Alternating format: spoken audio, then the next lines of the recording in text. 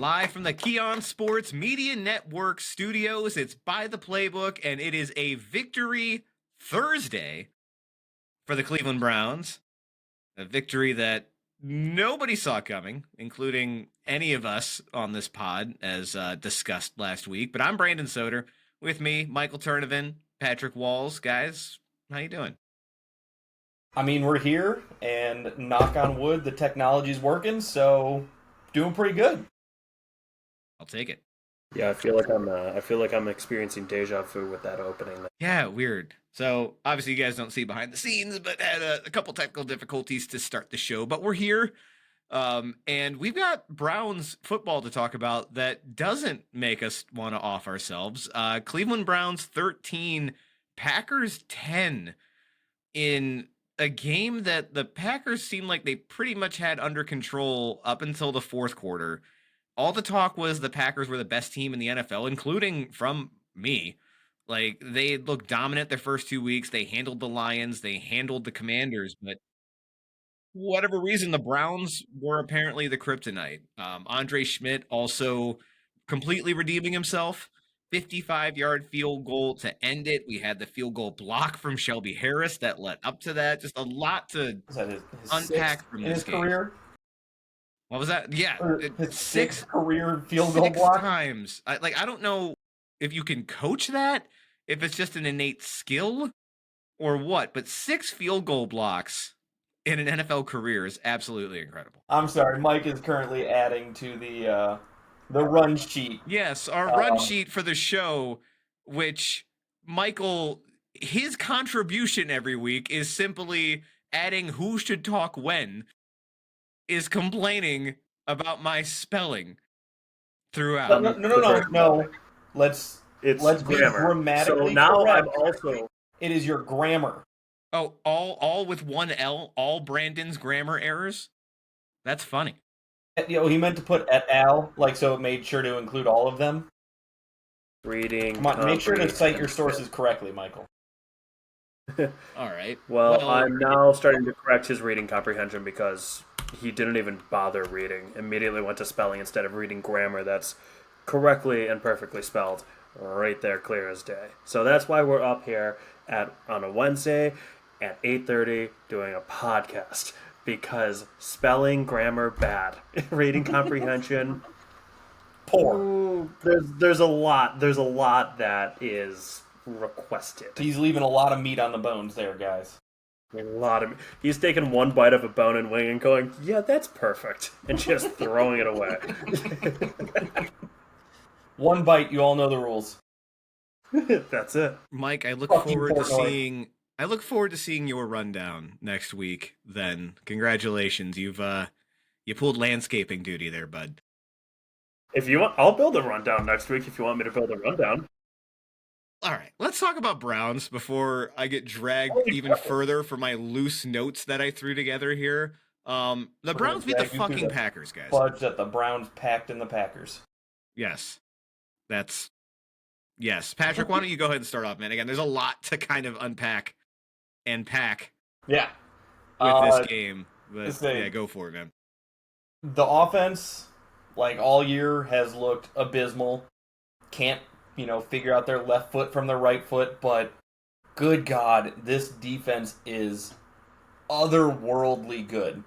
And I know that if our offense keeps playing this shitty, they're going to tire out by like week 9 or 10.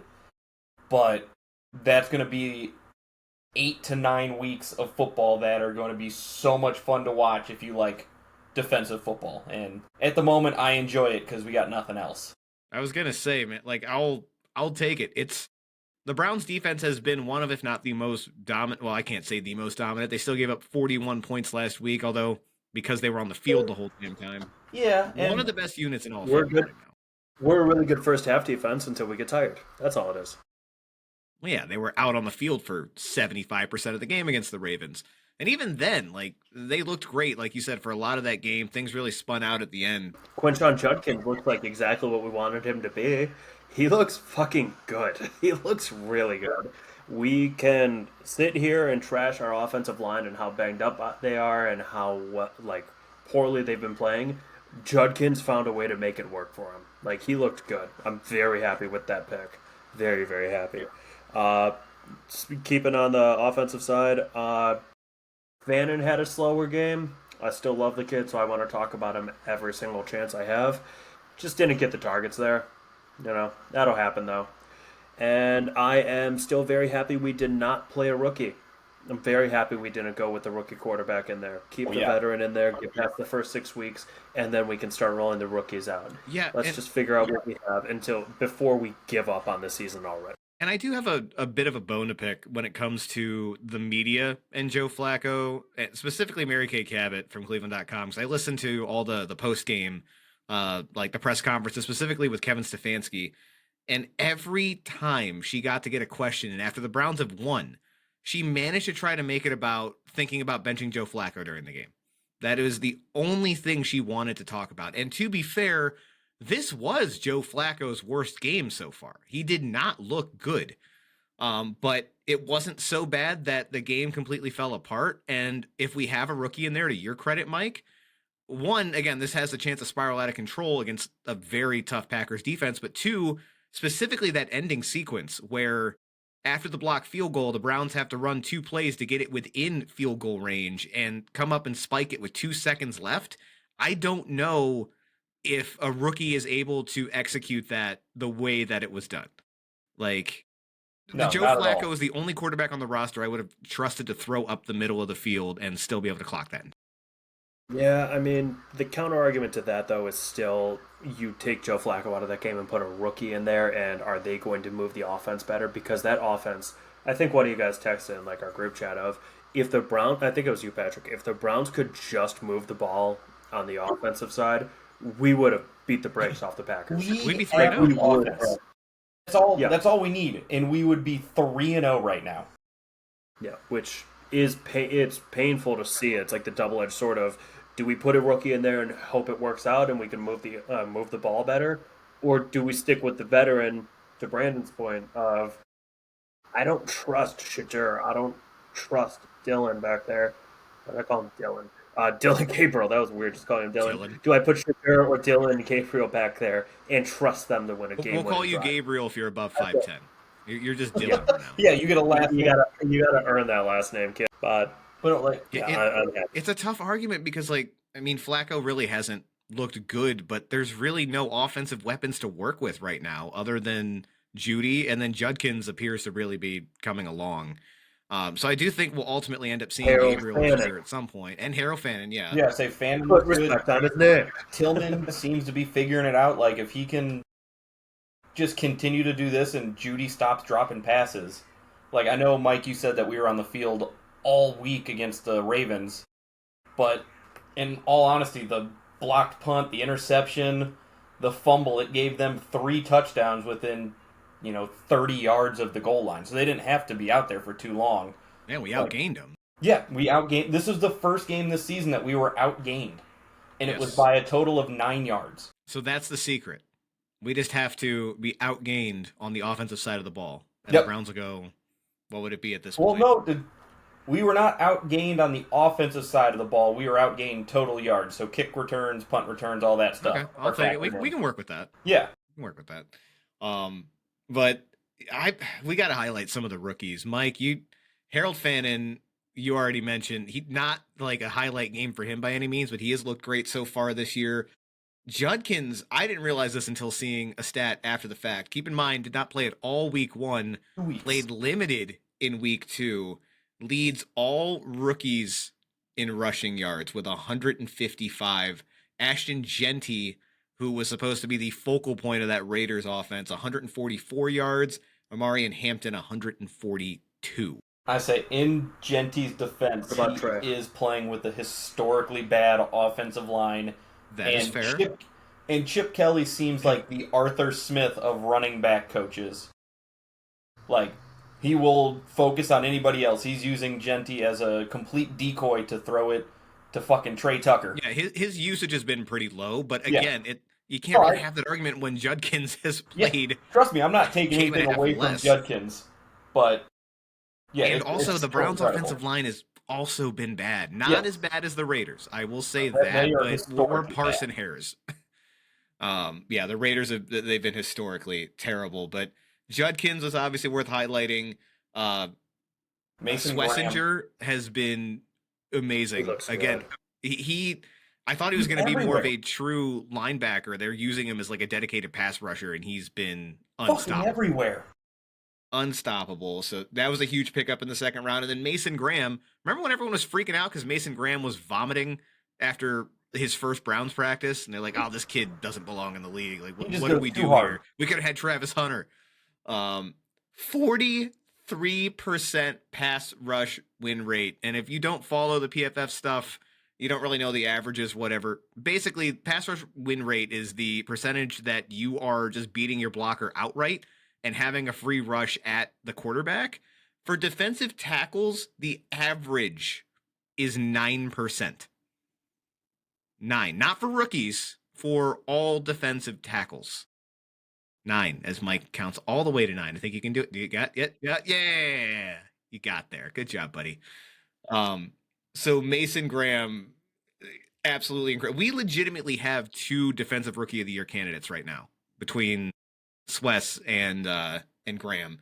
And if So Judkins keeps it up, we might have the sweep on rookies of the year players. Fannin, Samson has looked good in the spots that he's been featured in. Samson's not going to get enough work for that, but no, I'm not saying that. Very good.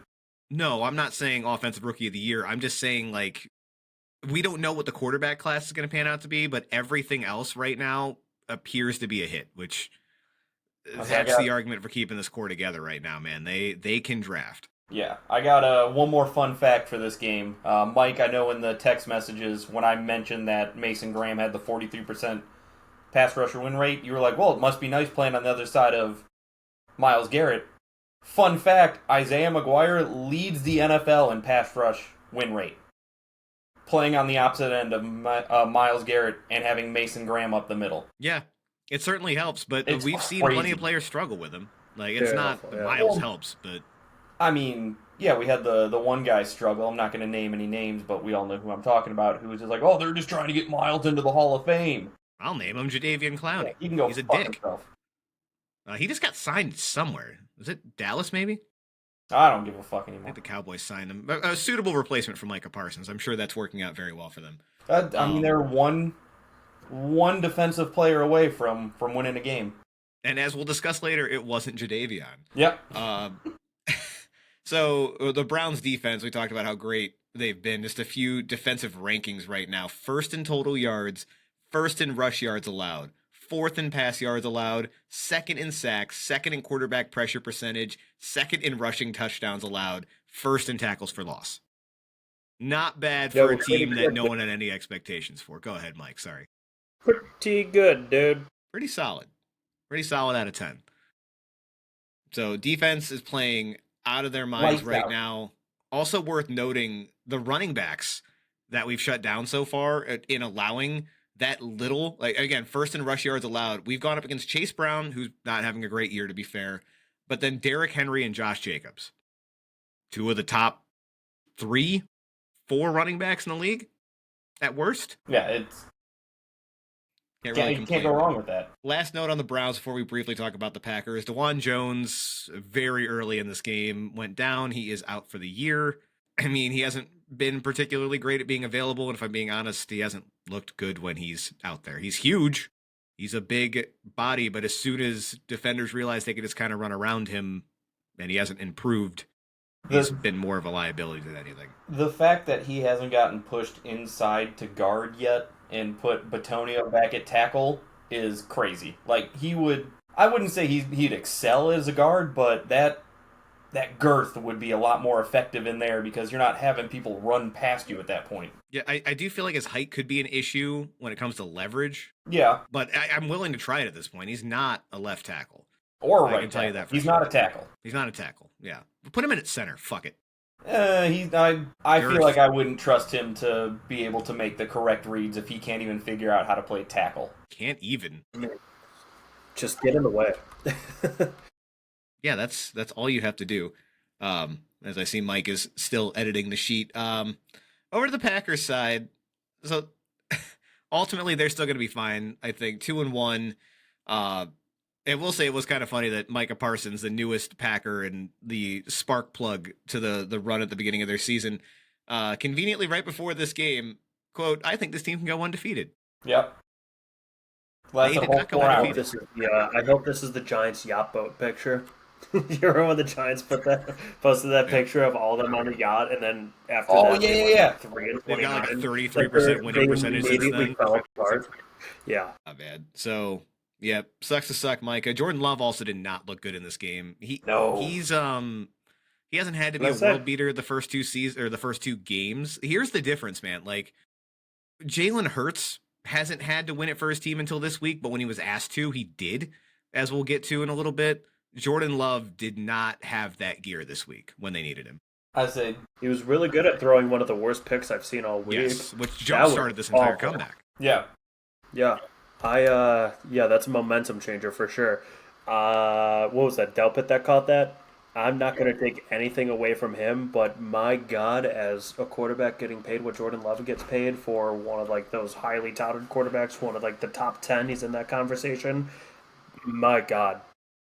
I feel so good about saying that he's a fraud. He looked fucking bad. He did not. He looked dumb. He looked like Sam Darnold at the end of last year when they figured out, like, oh, if we just blitz him, he falls apart. Yeah, he just couldn't figure. He could not figure out how to beat this Browns defense at all. And in his defense, neither could Lamar, neither could Burrow, really. So, like, that's good company to be up there with. But like, he looked real bad compared to those two. Again, we got to see more from the Packers. I think now, like, this kind of reset everyone's expectations. Because that Lions game is where a lot of people were getting excited, but now that the Lions have looked incredible the last 2 weeks, Packers lose to the Browns, it's was it just a fluke week one? Like, what exactly happened there? So interested to see, how they continue to progress. The Browns are going to be playing the Lions next week. We'll see if they can pull off 2 insane upsets in a row. Lions looked incredible. We'll talk about that in a bit. But they will be in Detroit Sunday. That is a 1:00 kick. And then before we go around the league, folks, I want to let you know this episode is brought to you by Jim McConville at Helene Kia. For over 2 decades, salesman Jim McConville of Helene Kia in North Olmsted on Lorraine Road has been your trusted source for all new and used vehicles. With knowledge of the car buying industry and experience you can trust, McConville makes sure the customer is satisfied, safe, and drives away in a car they can afford and enjoy. Visit him today at 27932 Lorraine Road in North Olmsted. Mike didn't even try that time. Patrick did. There you go, buddy. I was just blown away by how much of a fucking stud Jim is. Jim is incredible. Come on the pod, Jim. You don't have to defend yourself. No, you can host. I say join us. That guy rules. As I nearly delete our notes. All right, so let's go ahead and throw it around the league. I'll start with a Thursday night game. Dolphins 21, Bills 31. Mike, we'll start with you. Think a little bit of a closer game than anybody expected. Let's start with you. What is the name of the running back on the Bills? James Cook. Because you thought it was Jared Cook. Anyways, Jared Cook. I sure did. Isn't that the Subway guy? That was yes. No, Jared Cook was like an obscure tight end for the Saints that was fantasy relevant for like 2 seasons. I forgot about him. That's right. Subway Jared is cooked. He's cooked. That guy is not a good person. No. Jared Cook, however. He toast him. Jared Cook, what a dude. He's toasted. Yes, speaking of this game, I can't tell you how this game was even close. I don't know what happened. I was blown away that whole game watching it going, all right, this is where the Bills take off. This is where they bury the Dolphins. Tua can't throw the ball very far, if at all. He looks like crap out there. Just Bills, I don't know, man. That was a weird struggle. I want to chalk it up to being one of those like divisional rivalry games, Bills, Dolphins. You always get, like, we play the Ravens and the Steelers really hard. We split games even though those teams are light years better than us. I don't understand how this game was close, just coming all the way back to that. Tua threw for 146 yards, 2 touchdowns, and a pick. Josh Darnold, I'm calling him that until he proves himself again that he's very good, threw for 213 yards and 3 touchdowns. How only 213 yards, man? It's the fucking Dolphins. Nothing going for They them. didn't need to. The entire locker room is chaos. And honestly, watching that game, if I'm remembering correctly, it looks like the Dolphins should have taken off with that game multiple times. They just dolphined all over themselves. I don't know. I mean, what do you guys think? I mean, I don't think the Bills' defense is good enough to put them in serious Super Bowl contention at the moment. I truly think that they are riding the wave of 2022, 2023 Bills defense, and right now they're just kind of skating by, and sooner or later it's going to catch up to them unless they figure something out, because right now it's not good. The Dolphins should not have been able to put up 21 points. They suck. What's that dude's name? Who's that guy that they brought back? His last name is White. Is it Derek White? Is Derek White a guy on Tre'Davious? defense? I don't know. They brought some. Maybe that's it. Tre'Davious? Is it Tre'Davious White? Cornerback. The By the way, cornerback? What's that? Cornerback? Yeah. Tre'Davious White. Tre'Davious. Yeah, he got absolutely burned by Waddle, by the way. That was huge. They're like talking about it, going, yeah, he's back in Buffalo. He's happy to be here. He's a little bit of an older player. He's a little seasoned. Immediately gets burned by Jalen Waddle for a touchdown. I'm like, oof, that's rough to watch, man. Stephon That's Gilmore, not good a la Michael's Madden franchise team. Dude, Stephon Gilmore. I don't know if I wasn't playing him in the right spot. I just let Madden figure it out. I'm like, auto plug my players. Stephon Gilmore might be one of the worst players I've ever had on a Madden team. Got burned every single time. Doesn't matter the route either that the, Or the receiver's player. running. Yeah. Just, No, didn't mean anything. What, I think you had DPJ, Browns Yeah, legend absolutely DPJ, cooking him. just burning Gilmore over and over noted again. speedster DPJ. Yeah. That was crazy. Yeah, so the good news for the Bills, Patrick, is in the AFC at least to get to a Super Bowl, there is not a complete team on both sides of the ball right now. The Ravens defense also looks really bad. Yeah.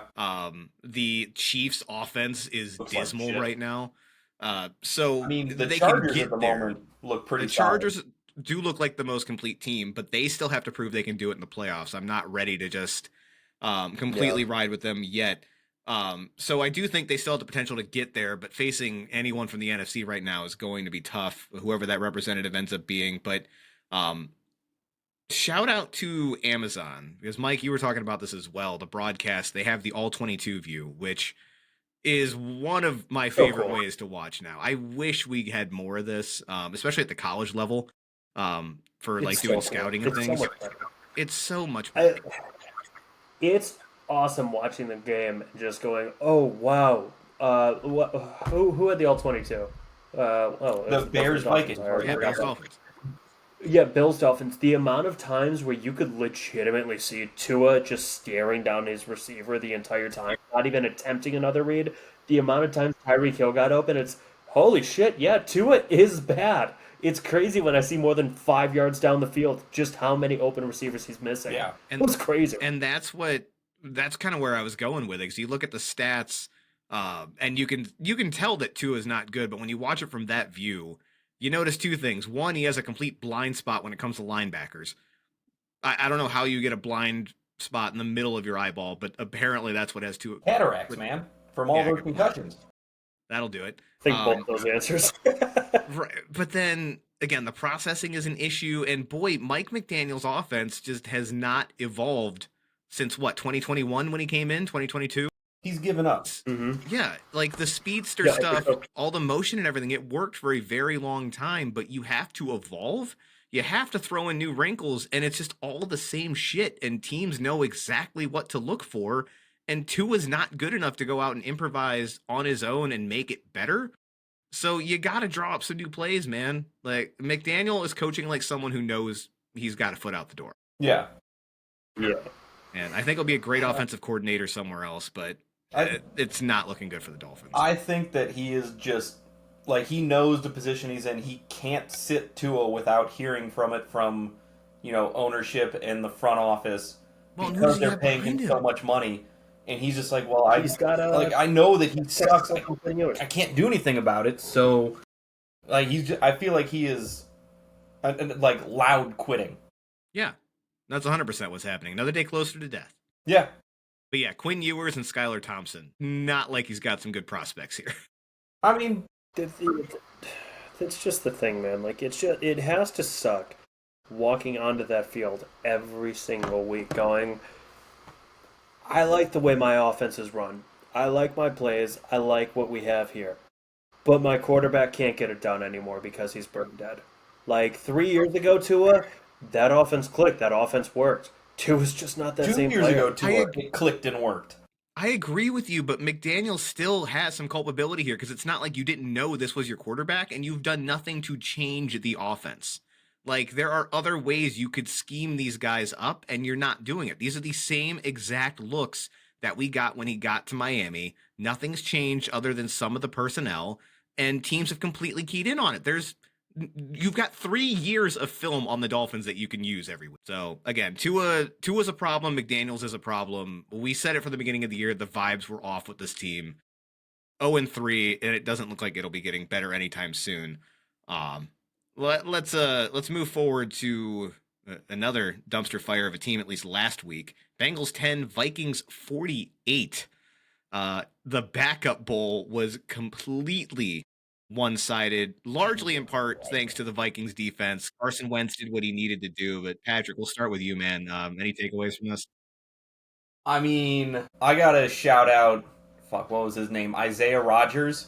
Yeah. Dude, he had a season in just one game. What was it? Forced fumbles, pick six, sorry, and a recovery for a touchdown in one game. He outscored the Bengals by himself. Yes. Like in the first half, by the way. Yeah, he literally won that game. And just a little nugget here. He is the first ever player to score a perfect 99.9 grade on PFF. First ever. I've never heard of this man before Sunday. Pretty solid game, I would say. Bonkers. Yeah, it's pretty solid. I would take it. Yeah. And then, obviously, Carson Wentz, he was just kind of there, but like he made that offense look, at least that first drive, he made the offense look scary. And the rest of the game, he made it at least look like something that you had to, actually be awake for. No, agreed. Mike, anything from you? I'm fixing your grammar. I'm sorry. Of course. I'll go. Jesus Christ. I mean, Big Browning just looked so bad. Browning so bad. That team, I don't know what the Bengals are actually going to do. Do they go get another quarterback? Do they try for Kirk Cousins? Can they afford Kirk Cousins? Do they because they have so much money in their players right now, it's hard to throw away a season. I mean, this might be all in for the Bengals because they're cheap, but I don't know if this is all in to other teams. But they might be all in right now, and with Joe Burrow out for 3 months, what do you do? Browning looks awful. They have to. This is the first time they started 2-0 in almost a decade. I have a solution. You don't need, if you don't want to overpay for Kirk or the Falcons are playing hardball, fine, because we don't really know. We saw Kirk briefly this week, but we still don't 100% know what you're getting. But there are options out there. There's 2 on the Giants right now. Yeah. That would be an improvement. Like, as bad as Russell Wilson has been, he's better than Jake Browning. Jameis Winston is still sitting there. Like, Winston would make the offense fun, if nothing else, yeah. Yeah, honestly, dude, Jamar and T. Higgins with Jameis Winston, you're giving 2 good weapons to Jameis to just throw it downfield. You just need someone to put the ball in the air in a place that's catchable for the receiver. That's the problem. Jake Browning is neither a gunslinger nor is he good. He's still throwing picks despite, I don't know why, I know we've seen him in the past, but I don't know why everyone was so confident after one game-winning drive last week against the Jaguars, where the dude still threw 3 picks. He did not look good in that game. The Jaguars lost that game. Yes, Patrick. I believe it was someone on this podcast who was at least in a positive light looking at J.J. McCarthy after one singular game-winning drive. So we know how it happens. That's fair. But the difference is we have last year. What was it? Last year's tape of Jake Browning, or 2 years ago tape of Jake We Browning, have being 4 years of horrendous. college of J.J. McCarthy where he just handed the ball off. Yeah, you're right. Of college, not professional football, and then you go, "Wow, he's struggling." Holy shit, he put it together in the fourth quarter. There might be something. And then you watch game 2 of J.J. McCarthy. It's like, no, Nope. the fourth quarter was the He was anomaly. playing the Bears. In week 1. Yeah, Yeah. Yeah.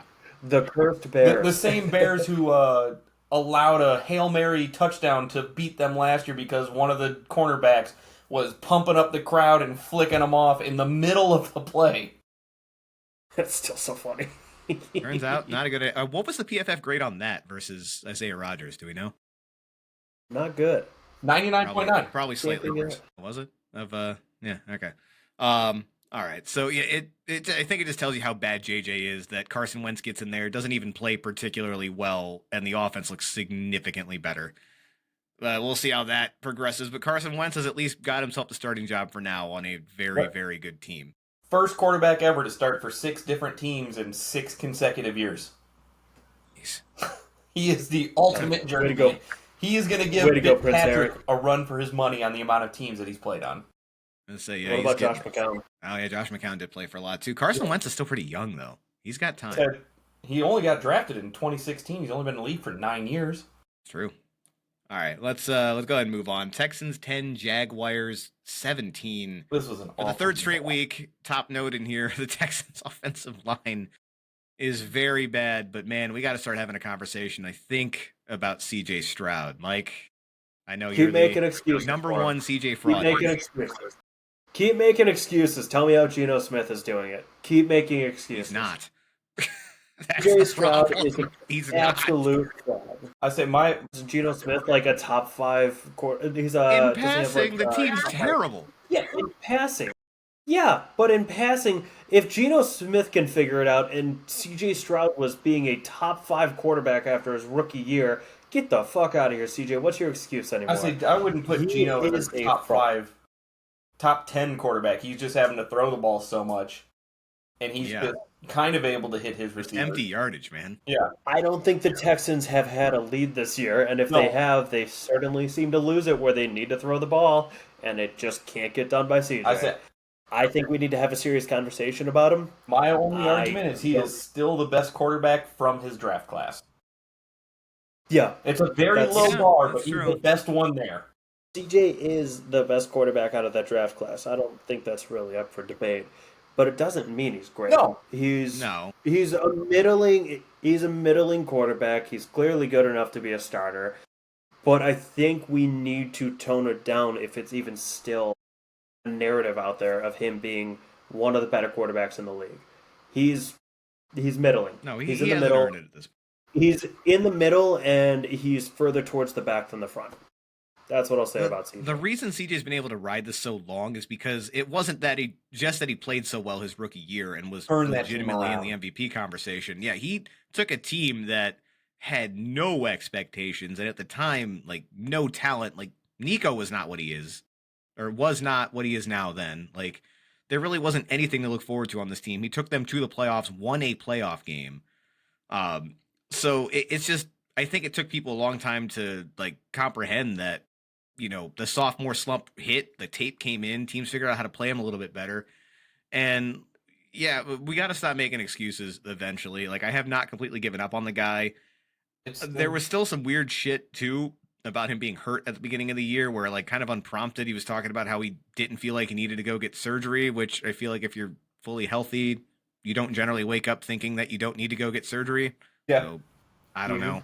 Again, I'm just not ready to give up on the dude, but he is definitely not a top 15 quarterback right now. Team's not doing him any favors. I'm really worried about him. I would think we all picked them to fairly easily win this division at the beginning of the year, and it's crazy how quickly that is flipped with, again, Well, how good the Colts have nobody- played, the Jaguars. Nobody could see the I thought I Colts picked the coming. Jags. No, but even the Jaguars yeah, look and- significantly better. So speaking of the Jaguars, they're in the exact same situation with their quarterback. He did just enough He's not good. his rookie year to be like, oh, we got the guy, and he has just been there, Mediocre. basically. the rest of the He time. got the extension too, man. Yeah. Yeah, go ahead, Mike. I was just gonna say, like, I don't know. One last thing about CJ Stroud is I do kind of feel for him as much as I want to just crap on him.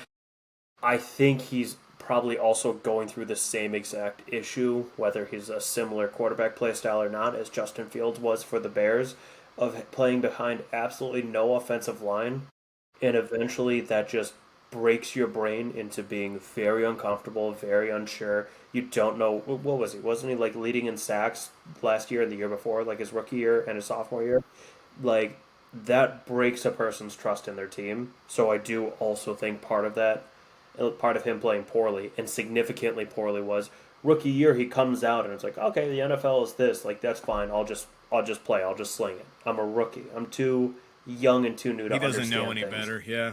Yeah. And The sophomore year comes around, it's like, oh my god, like my body took such a beating last year. Like, I don't want to go through that again. A little shaky, but that's a sophomore slump.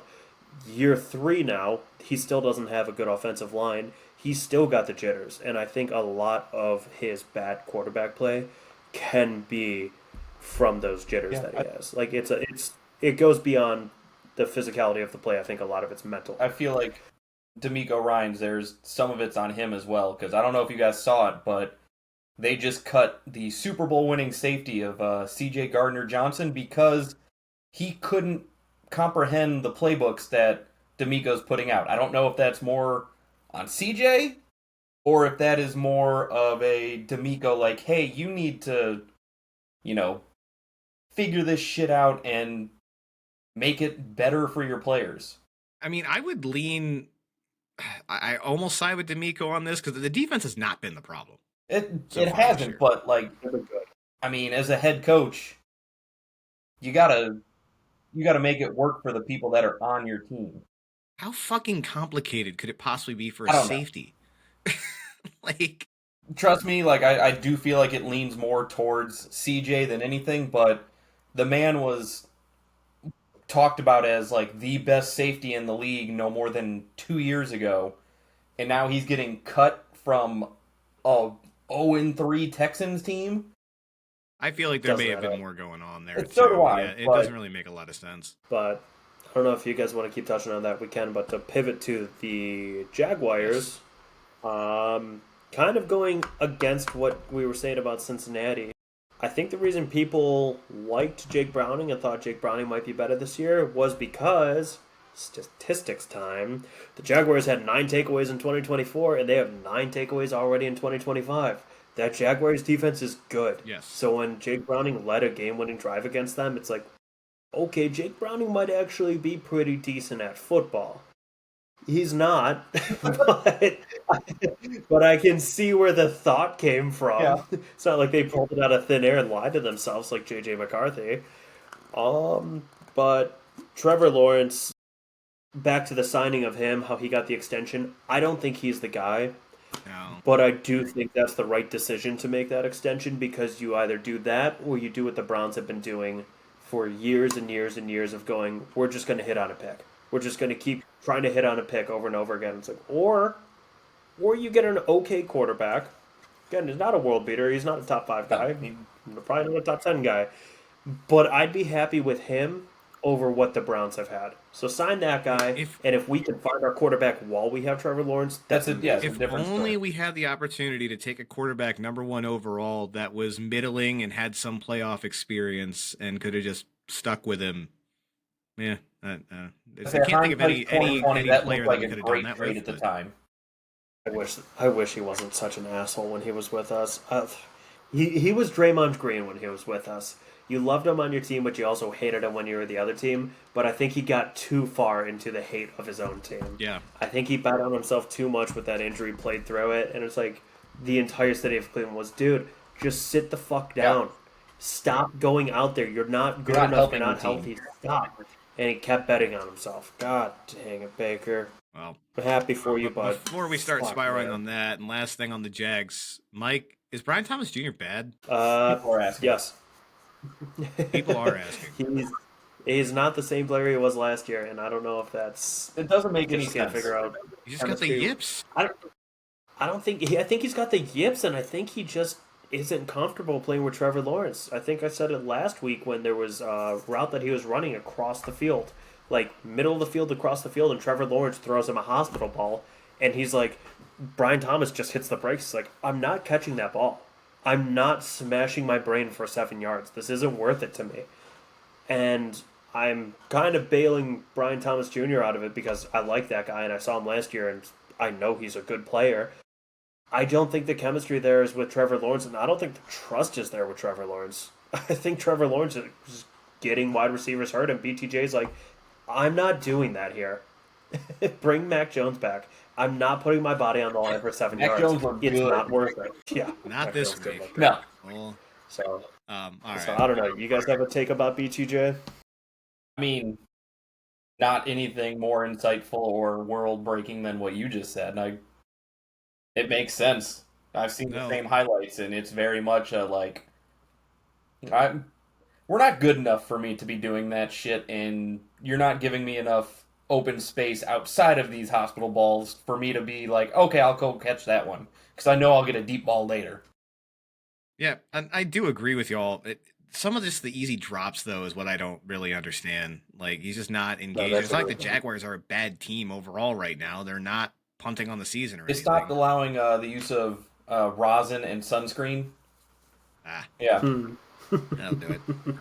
All right, a couple blowouts here before we get to another good game. Colts 41, Titans 20, and we'll say it again. Donald Dollars. Sure. Patrick, you've earned this. Go ahead. Anything from this one you want to take away? No, but this is just another fun fact. There are currently 16 teams in the NFL that have more losses than the Colts have punts on the season. The Colts have punted once in 3 games. That's so stupid. They did finally punt. We got a punt. An actual one that counted. One punt in this game. Complete blowout, though. Shit kicking. Least amount of punts. The Titans seemed like they might be fun for a minute. Through 3 games since 1940. Since before World War II. They built punters differently. They were still in the Great Depression or just coming out of it. The last time a team was this, I guess, ballsy or good. I don't know what to call them. But honest. Yeah. And it should be worth noting that the Colts have had Peyton Manning and Andrew Luck at quarterback. And Johnny Unitas. And Curtis Painter. Hall of Fame quarterback. I can't remember the quarterback from the 90s. He had a Jim weird... Harbaugh. No, not Harbaugh. They wasted like a 5th overall pick on him, and he was trash. Not important. Mike, anything from this one from you? I got nothing on this one. Still fixing my grammar. Still fixing your grammar, actually. No, the Colts look very, very good. I'm wondering when they're going to come back down to earth. Danny Dimes didn't put up like a game-breaking game. He didn't have the craziest numbers, but don't need to when you got Jonathan Taylor. I was going to say, you don't need it when you have Jonathan Taylor and the team is clicking. You just got to get in there and not amazing lose the how game much for your more team. effective JT can be when there's an actual threat that you can complete some passes. That just didn't exist with AR last year. Everyone was terrified of that running combination of AR and JT, but like just there was never any threat of like a good passing game. Passes and getting tired after running 3 yards. It's kind of hard to be like, oh, we need to defend the pass. Let's just put 8 in the box and chase his ass around. He'll drop out sooner or later. Put 8 in the box, and also if he tries to go deep, that's a 50-50 ball for our team. We might get the takeaway from that because he's so bad. I say let him complete 2 of those a game. That's 14 points. They're not scoring anything else. So Jeff George, who I was thinking of. There we go. Only thing I'll add, Cam Ward, I still like quite a bit. He come back down to earth is the wrong term for it. You did see some of the crazy throws kind of come back and bite him in this game. He had a bad pick where he tried the same like crossbody bullshit he was able to pull the week before against the Rams. I still think he's the answer, but boy, he's got to survive this season.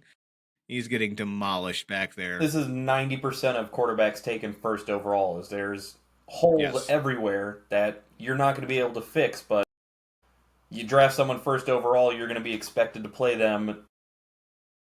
It's a crapshoot on if they're surviving or not.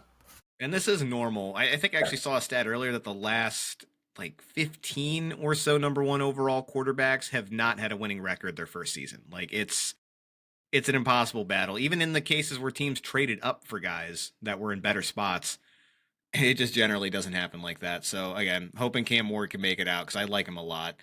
Raiders 24, Commanders 41. By the way, Jaden Daniels didn't play in this game. Raiders might be worse than we thought. Significantly worse. Yeah. The joke is they don't have an offensive line, and they want Ashton Genty to play offensive lineman, but he can barely pass I block. said they want him to block for his own runs, basically. It's unbelievable how bad that team is. They need to go all in on an offensive line next year. There's just, I No don't way care. around I don't it. care what any other team needs you have. Draft a line. You need a line. It's amazing to look back at the preseason picks and seeing some people being like, oh, Pete Carroll's going to turn this team around, make them a fringe playoff team. It's like they look worse than they were last year with Aiden O'Connell and Gardner Minshew playing quarterback. And again, like especially after winning week one, it looked like they might kind of be on the right track. And like I was never like I think they're going to be a fringe playoff team mode, but I did think that having Carroll and Gino as kind of like a calming force would make them relevant and like have them have a say in the playoff picture and like take down teams that are gunning for a playoff spot. But they can't even do that right now, and it is legitimately all coming back to that offensive line. Because I mean, Gino's even making it happen with very little receiving talent outside of Brock Bowers. But then Genty, I really can't put a lot of this on him right now because the most jarring stat that I saw, and we got it in here, he said 47 rushes, which I say average usage at this point, maybe a little bit low for a featured back, but 144 yards, 145 yards after contact, which means he Getting touched. has one less yard after he's gotten hit in productive yardage than like. I mean, that's just not fair. I feel like we point at Kenneth Walker III on the Seahawks for having a similar issue of I think he's good. I think we all think he's good. But that offensive line is bad, and I think he led the league last year in yards after contact because he was constantly getting touched and receiving contact in the backfield before he could cross the line. Ashton Genty somehow has it worse. He's only got 47 rushes because the Raiders and Pete Carroll are probably going, how do we run the ball? We can't. Of course we're not going to run the ball. Of course he's only got 47 rushes. There's no point. He gets hit before he gets past the line of scrimmage. Every time. Yeah, it's tough to watch. Commanders, they still look good. I mean, Marcus Mariota may legitimately be the best backup in the league.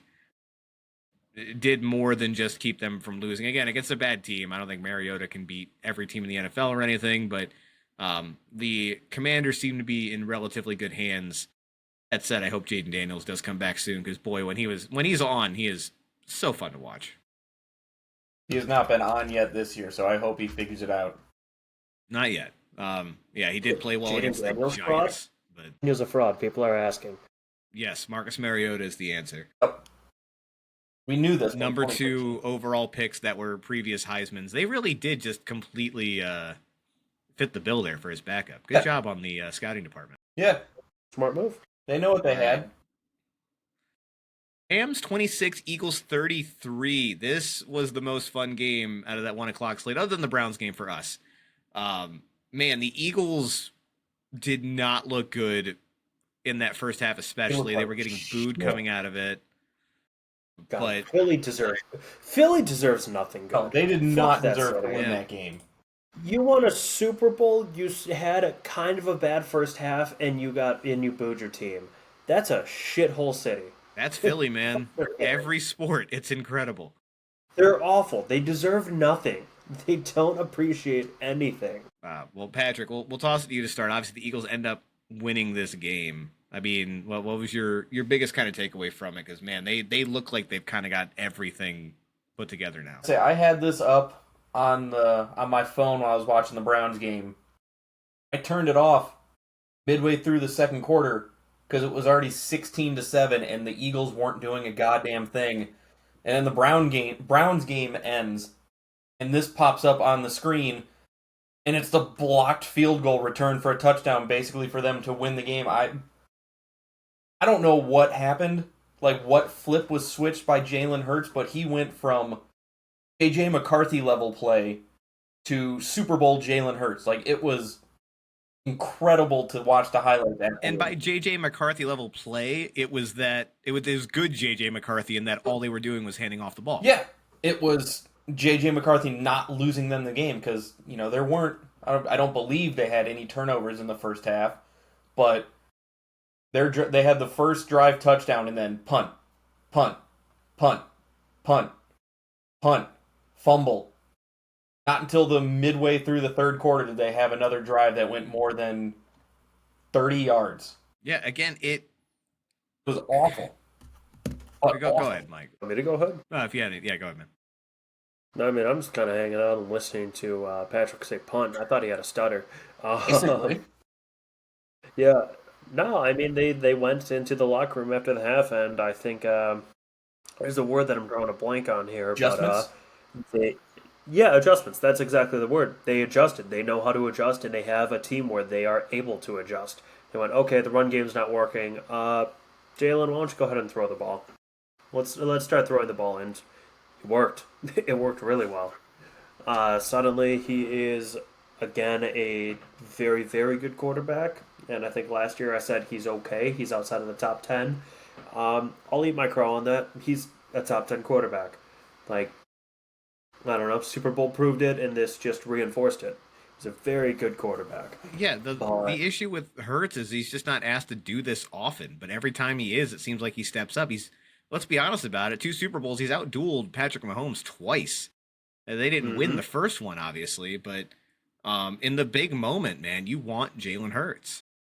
Mm-hmm. And I think, me personally, I forget who he is and what he can do. I kind of go into the slump of where he doesn't put up more than 250 yards, 300 yards a game for 7 weeks in a row.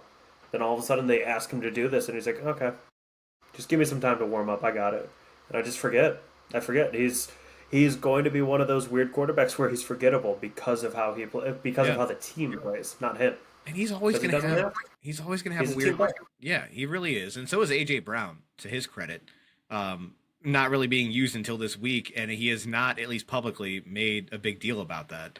But the whole narrative around Hurts is always going to be incredible to me. Like, again, I'm a Georgia fan. I still think back to that national championship game against Alabama, the first one, when Jake Fromm was still there for the Bulldogs. And to go from being benched in the national championship, and he should have been, he was playing terribly.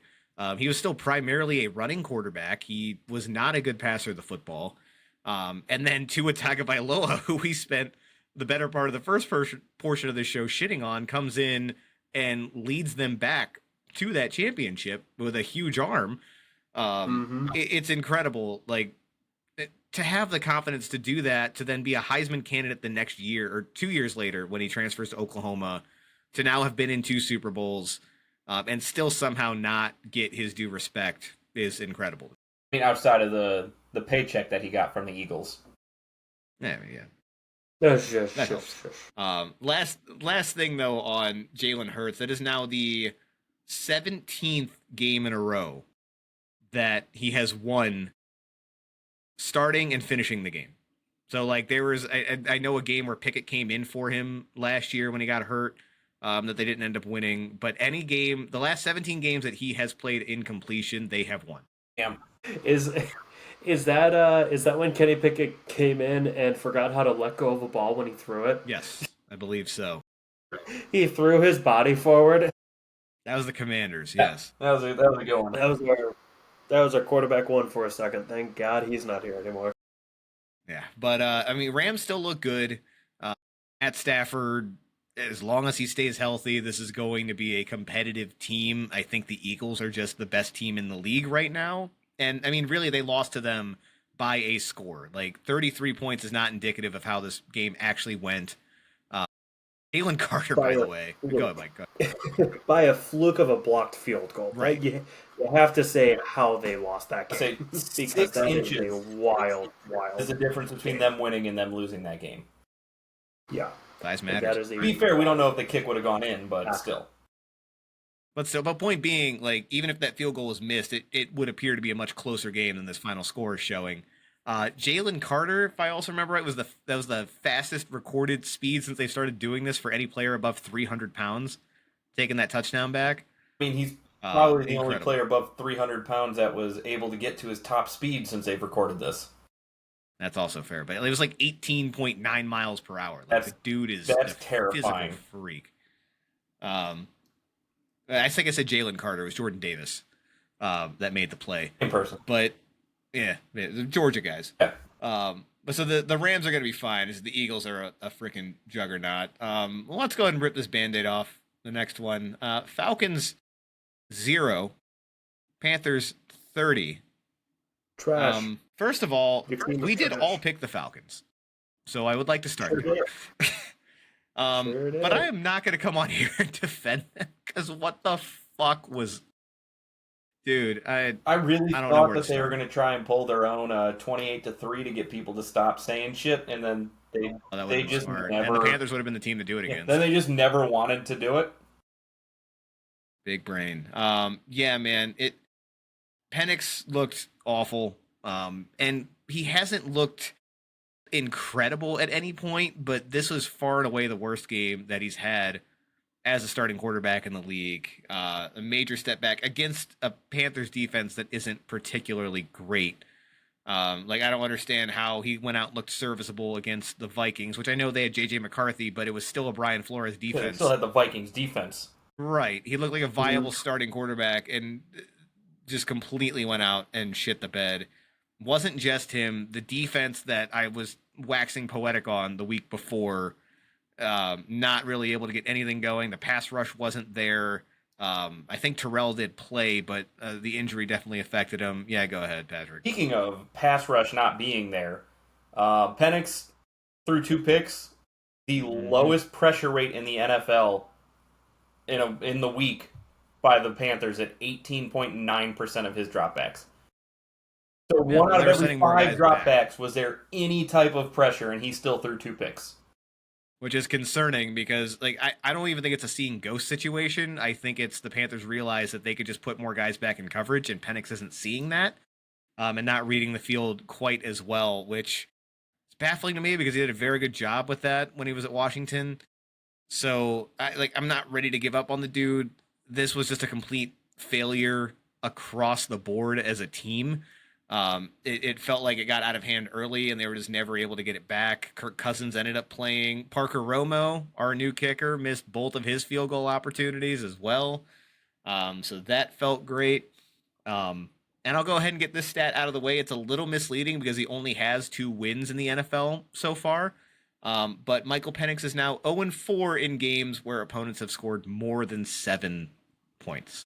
It's ugly. It's really ugly. Not good. There is some good news, though.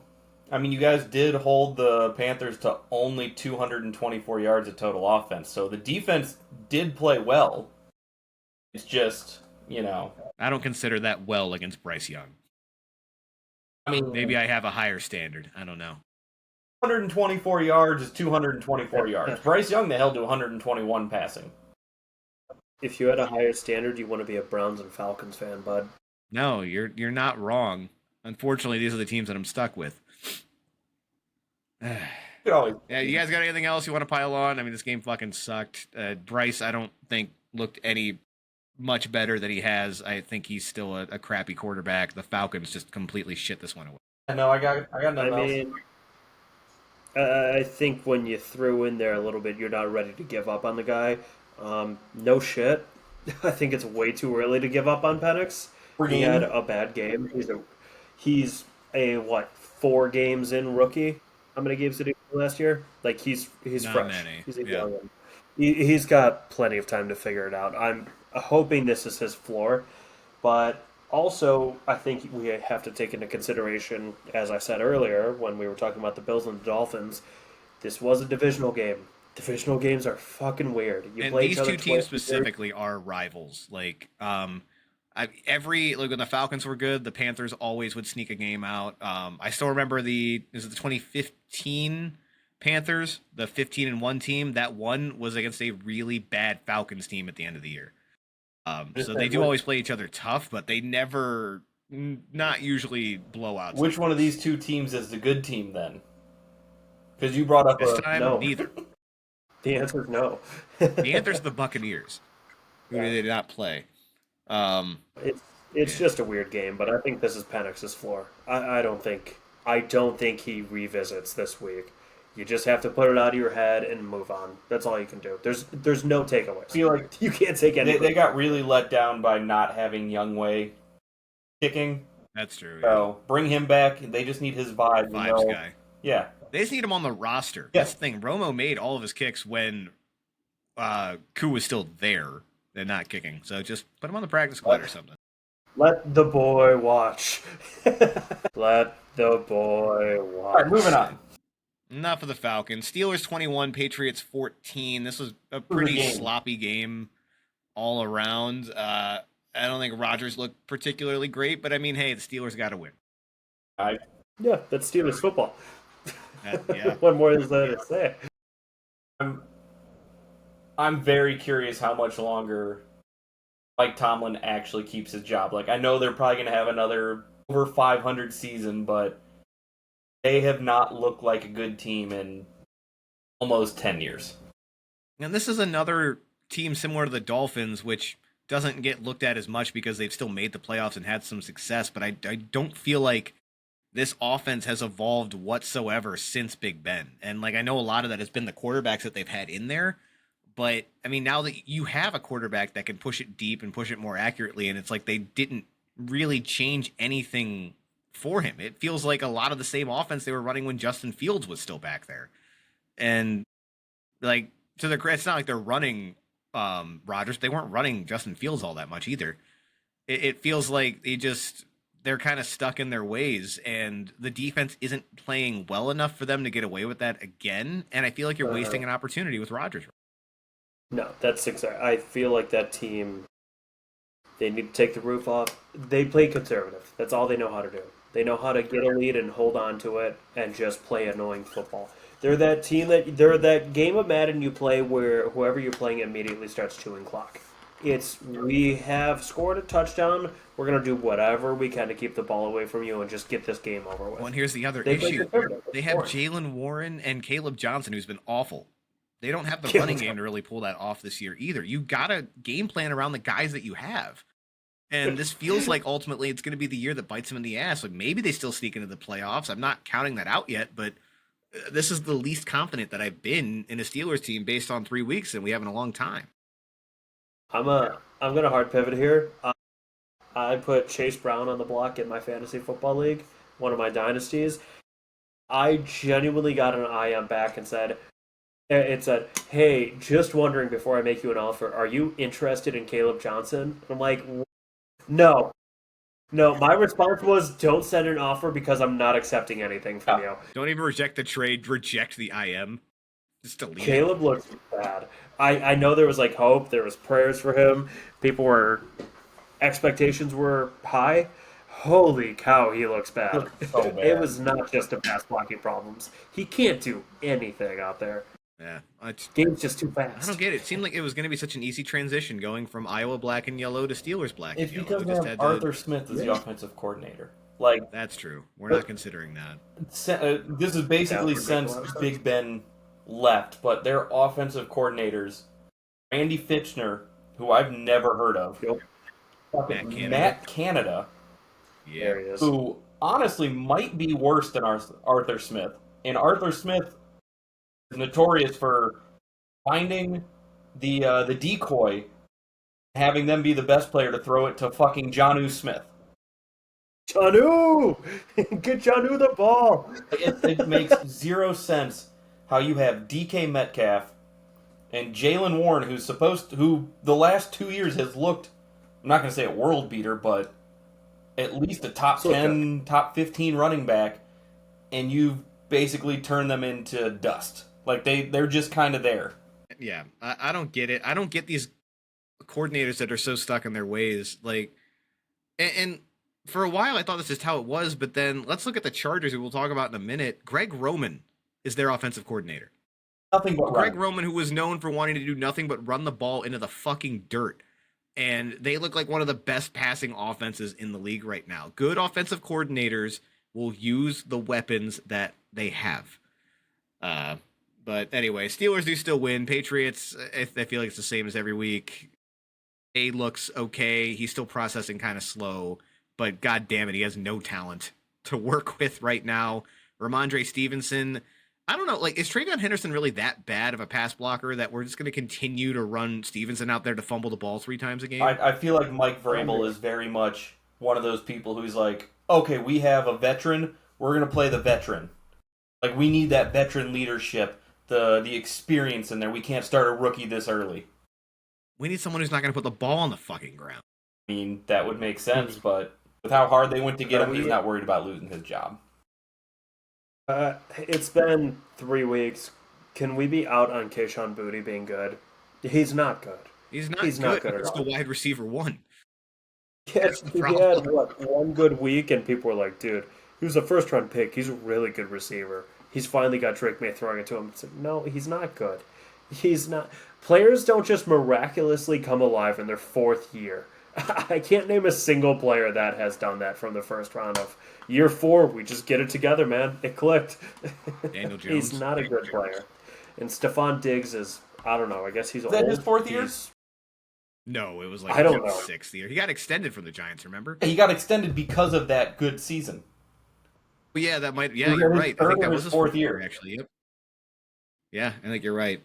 All right. I've had enough of that game. Jets 27, Bucks 29. A lot of injuries in this one. Pretty much the entire Bucks offensive line was not playing. And then big one for the Jets. Justin Fields was out. Tyrod Taylor was in. My God. Yeah. Mike, we'll throw it to you to start. The Bucks, man, I'm getting sick of this. They just find a fucking way to do it again. Baker loves to play to his competition, and it doesn't matter if they're good or bad. It's really funny to watch. He's either one of the best quarterbacks in the league or one of the worst quarterbacks in the league. He just mimics whoever he's playing. I swear to God. But yeah, they ended up doing it. Mike Evans pulled a hammy, so that's not good. Yeah, I That's think not like going to 4 help them weeks. at There's all. 3-4 weeks for But- Good news is Chris Godwin's As coming Evans back. walks away. Apparently, Chris Godwin is going to be coming back this week. Oh, they're finally taking him off of IR? Mike Evans died, so Chris Godwin could rise like a phoenix. Godwin's None of this back. matters because Emeka Ibuka is a fucking stud. Yes, he I was is. going to He's say, I'm good. not too worried about that wide receiving room because Emeka is there. Mike Evans comes back off a lingering hamstring injury, and yeah, it's probably going to stick with him for a little bit. But then you have Godwin, Emeka, Cade Otton, it's stellar tight ends. Millen. You still have Bucky and Rashad White back there. Yeah, I'm not too worried about that team. They're good. Their offensive line, as you said, were all banged up, all hurt. Still found a way to win it. Speaking of blocked kicks, though, I already forgot the other second game that had a blocked kick. Wolverines. But Like half of them did. yeah, Eagles. It was They had Eagles two. Rams, and maybe a minute after, we see the Jets block a kick, return it. They give Baker a minute left in that game, and he puts it together and ends up winning. I'm like, Jets fans are cursed as hell. I still love sending the text after the Jets blocked it to you guys, saying like, "Oh, 2 games have been won by a blocked field goal," and then like, "Oh, never mind, 3." Correction. Oh, Yeah, never you're like, mind. "Oh no, 2. 2." Did they Dude, lost that was that game as fun. soon as Aaron Glenn like took off like God, a that's- toddler down the sideline? To be and fair, was that celebration was freaking out. awesome. I love seeing It that was. emotion out of the coach. Did you see the edit somebody did where they put Earth, Wind, and Fire over him while he's doing that? It's That's phenomenal. amazing. Look that But yeah, up. man. Again, blocked field goal. The Jets in a game that they never really thought they had a chance to win with a backup quarterback nearly pull it off, and then Baker just shuts He's the like, door "Nah, for the we're third good." week in a row. Third week in a row. Stellar start. I mean, if we were to take MVP literally, as in most valuable player, not best player on best team, I mean, it's Baker Mayfield right now because he is the reason this team has won 3 weeks in a row, 3 game-winning drives. Like, it's fucking nuts. I'm not putting Baker in the MVP conversation. No, not in the actual MVP conversation. Like I'm just if saying it if were we take it taken literally. literally. Yeah, like, I mean, the same conversation that would have gotten Peyton Hillis the award when he was a Brown. Say, if anything, he should win Comeback Player of the Year. Come back from what? From being a Four Brown game-winning 3 years ago? 3 game-winning drives. He's coming back. Oh, Yeah. oh, I get it. I get it. I get it. I like the argument. Bashing Award. Big brain. I love Big it. brain. Another close game. Broncos 20, Chargers 23. Another game-winning field goal, and this one was not blocked. The Broncos, I don't know if they're in trouble because the defense has been as advertised so far, but Bo Nix has regressed, and it doesn't feel like he's regressed because of the tape. It feels like he's regressed because Sean Payton's trying to force that next step out of him still, and it has just not been there. I feel like we're going to be saying this now, but 4 weeks from now, something's going to click, and he's going to look like a world beater. It's definitely possible, and I think what's going to happen in 4 weeks, because Sean Payton is a good coach as much as I don't like the guy, it's either going to be Nick's figures it out and clicks, or Peyton's going to see, okay, this is just not going to work this year, and then kind of reinstall a lot of the simpler reads and things that they were given Nick's last year, because this is still a talented enough team to win with just an average quarterback, which Nick's last year at his best was an average serviceable quarterback and got them into the playoffs. This is a better team, I think, roster-wise than they were when he did that a year ago. But I want to talk about the Chargers, man. Justin Herbert should be an early MVP candidate.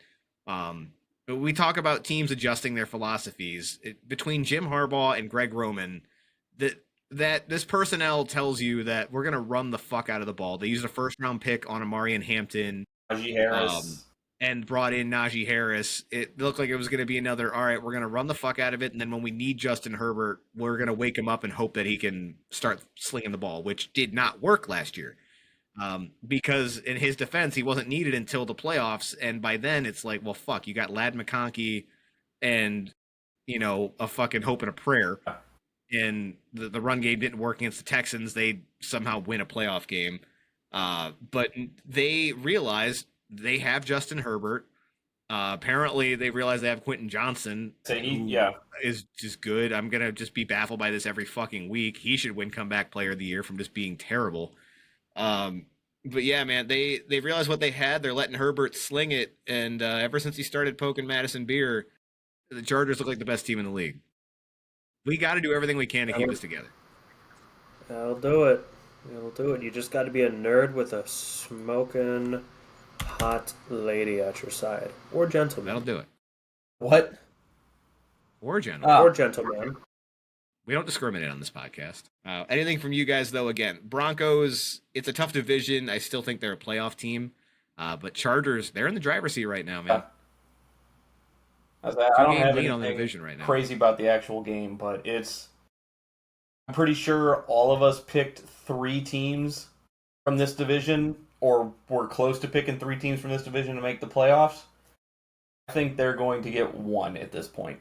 The Chiefs need to do if I know Rashee Rice is coming back. I know Xavier Worthy's going to come back at some point, but that whole team looks like. I know we're going to get to them later. But we'll talk about the Chiefs soon, but it's the first time we can at least have that conversation. The Chiefs have not looked good. The Chargers in the driver's seat, and I'll put my hand up. I thought the Chargers were going to be the team I didn't think the Raiders were going to make it, but I thought it was just going to be the Chiefs and the Broncos to figure this out. Mm-hmm. And the Chiefs, it was just I'm going to pick them until I see the wheels fall off, and we're seeing that so far. But again, we'll get there shortly. Let's blow through a couple more blowouts here. Saints 13, Seahawks 44. Saints are bad. Yeah, they're not good. Any other notes? Yeah, that's topic. I told Michael that I wouldn't expect an Alvin Kamara trade. All right, good recap, guys. Go ahead, Mike. Sorry. Move on. That's Sam Darnold was okay, and that's all he needed to be. The Seahawks defense is legit, and Spencer Rattler's awful. Sam Darnold was the best Jet Sam Darnold to ever Sam Darnold. Yes. Another blowout, but something with a few more talking points at least. Cowboys 14, Bears 31. Caleb Williams has arrived. The Finally. Cowboys suck. They do. Yes. But Caleb Williams has also sucked against bad teams. Yeah, but like their defense is, I don't know who I said was Swiss cheese last week, but legitimately the Cowboys are Swiss cheese. They have allowed 13 pass plays over 25 yards this season. It's been 13 in 3 games of over 25 yards already. Good lord. Yikes. Again, Flea Flicker play was pretty neat. It was, and that's another reason why I'm a little more confident in Caleb now. That was a broken flea flicker. Like, that ball went way too high in the air to have been designed that way. I mean, I'll never put anything past Ben Johnson, but to haul that in. Caleb Williams is a generational talent. The way he caught that hike that was just inches above his head. I don't know another quarterback in the league that can do that. I'll tell you what. Bryce Young wouldn't be able to catch that ball. No, he wouldn't be able to throw that. I don't know who else would have been able to grab that. No, the point, Mike, is not that it was impressive that he got up and caught that, but old Caleb Williams would have freaked the fuck out, and that entire play would have been blown up. I'm saying it's a sign that he's at least progressing and becoming more confident, not that were they, it was were they winning when that happened? Were they up? I mean, I don't know. They were up for the majority of this game. The Cowboys were. They were never losing this game. Because then I still stand by Caleb Williams is a no pressure merchant. But he has. When there's nothing on the line. At You're no point you're has he looked this good. You don't have to worry about coming back. Pressure or not, he has not looked this good at any point in his career up until now. Yep. That's very true. Yeah, it's a game against one of the worst defenses in the league. I'm starting to come around. I'm starting to understand the love, but play a good team, and we'll see what happens. Yeah, I'm not saying. No. Go ahead. My favorite thing from this game was I watched maybe the first 10 minutes of it, and the Cowboys' first drive stalled out. It was a 53-yard field goal, and the announcer was like, I mean, he's pretty much automatic from 60. You might as well kick it. What's the worst that's going to happen? Circling back to what we were saying last week about how great this kicker is and being like, oh, maybe if he's at the 40, might as well kick the field goal every time. They would have been better off. Yeah, but, I mean, they never made it that far outside of 2 drives, so. That's the thing. The Bears' defense, I feel like, is not it's great. A better unit than they've been in the past, but they're not great. But, yeah, Cowboys, the best the defense looked was in week 1 when the Eagles were still kind of getting their stuff figured out. I mean, since then, they got it into a boat race with the Giants, who have not looked good in any other game that they've played, and then now the Bears. So again, I'm not saying that Caleb Williams is now a fucking world beater and he's going to be incredible, but this was encouraging. But to Mike's point, yeah, let's see it against an actual competitive team, because the Cowboys are not that this year. I don't see them as a playoff team at this point, but I'm still glad, though, to see that Matt Eberflus is finally developing Caleb Williams. From afar. Yes. Quick touch. That's all. Yeah, he got out of his play. He's learned. Joe Milton got in this game. Go ahead, Mike. Are you guys just going to blow over the fact that CeeDee Lamb has a high ankle sprain? Or are we just not going to address that? I didn't plan on it. That's huge. That's insane. That's huge. It certainly doesn't help. But they're missing their number 1 receiver, top 5 receiver, and that team can barely move the ball with him. They're falling apart. They are actually going to get a very good player with their pick this year in the first round. It could even be Micah Parsons. They are Parsons. getting that all-pro player. They're getting that boat. Man, but that was an ugly injury. Did you guys watch the video at all? Did you see the picture? Don't love to see it. Man. Your ankle's supposed to be like this. His went. Meh. Fun. His bent at a 90-degree angle. Yeah. That was awful, man. And a high ankle sprain, that's one of those injuries where it's very easy for it to linger, especially if the Cowboys aren't doing shit in the next 4 weeks. Yeah. Also, try to walk without using your ankle. It's very difficult.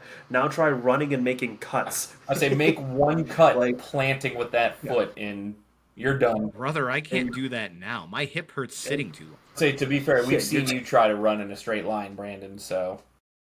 Yeah, I it have the didn't go video. through. It just I have the video. That should be our next short. Is just that. Yeah. The next short is Nothing. just that video. And then we send a picture of Brandon's wrist that's probably still really fucked up. It is. Thank you. That will live on forever. Man, Forever we'll and include that in the ever. next episode. We'll all pull the least athletic thing we've ever done. That'll Can be we do a fun. combine? Can we run a 40? Can we all run a 40? Down. I know. Wasn't one of down. our things was we were gonna do the scouting combine stuff? I thought so. I mean, I I'm still down think for we that. should. I don't know what we're gonna do bench absolutely pressing because I know sure as shit I'm not gonna put up 225 once. So No, we can just do the bar. It's fine. I can try. How many reps can you get on The bar is low. All right, we do still have some more football to talk about. Cardinals 15, 49ers 16. The Niners have just enough talent to survive a bad Mac Jones game. Patrick, again, this was another one where it just was never fun to watch. I was like, this was I don't even know how to describe how uninterested I was in this game. Like there was nothing that got me excited for this. Mike, you just put it in here, but yeah, forgetting the key players injured, James Conner going down for the season, like that is unfortunate for the Cardinals. Great for all of my fantasy teams because I've had Trey Benson sitting on the bench or I picked him up. So Very jealous of that. Yay. Good job getting hurt, James Conner. Patrick's fantasy teams are better for it. Thank you for your service. I'll You survived cancer, he's going to survive another year in fantasy. He'll be fine. I don't think James Conner's coming back. I Think think this is he's his career? probably Do done. you think he's done? He was already on the Didn't he? older side. Didn't he blow out his Achilles? Honestly, I don't know what Was it the an actual Achilles or injury was it an was. ACL? I know it's a season-ending injury for like a 32-year-old. You don't usually bounce back at 33. And you've got Trey Benson behind him. If he even looks serviceable, at minimum, he's not coming back as a Cardinal, and I don't really know a lot of other teams where he's a Oh, he's starter. 30. He's I 30. I didn't think he was 32. For a running back, though, that's already getting up there, as crazy as that sounds to say out loud. And he's already been, like, as good as he's been at points, he has not been, like, a particularly, like, fast running back. He's just been kind of above average for a while. I don't know. Yeah, He's looking at Mr. Reliable, is what he is. I say looking at ESPN, I'm seeing reports of season-ending foot surgery, season-ending ankle surgery, and then Fucked everything up. another thing sent to the injured reserve because of a foot injury. So I don't know what actually happened. Well, ESPN is also full of brain-dead writers who are just trying to get out there first. So I don't really care what they say. Something in his foot or leg, and both of those are things that you need to run the ball. Yes, they are. Not great. Also, Nick Bosa hurt on the 49ers. The 49ers, man, just They're cursed. Cursed. They are cursed. Whoever their, what is it, strength and conditioning? Is that what it is when you're Yeah. trying to take care of your health? They have to be fired into the sun, dude. They should not live on this planet anymore. They are not able to keep people healthy. I don't know how they have their job. I think they just gotta... I think the 49ers are just hiring people with GEDs. No offense to people that get their GED, but you have to go to college to learn how to do these things. I don't think they have any fucking education. Every single year, 49ers players drop like flies. and the good That ones shit- too. That But to shouldn't be fair, be they have a happening. lot of good players, so there's more that can get hurt. But It's holy like- fuck. It's like every other week. It's- Bosa tore his ACL. Christian McCaffrey ruptured both Achilles.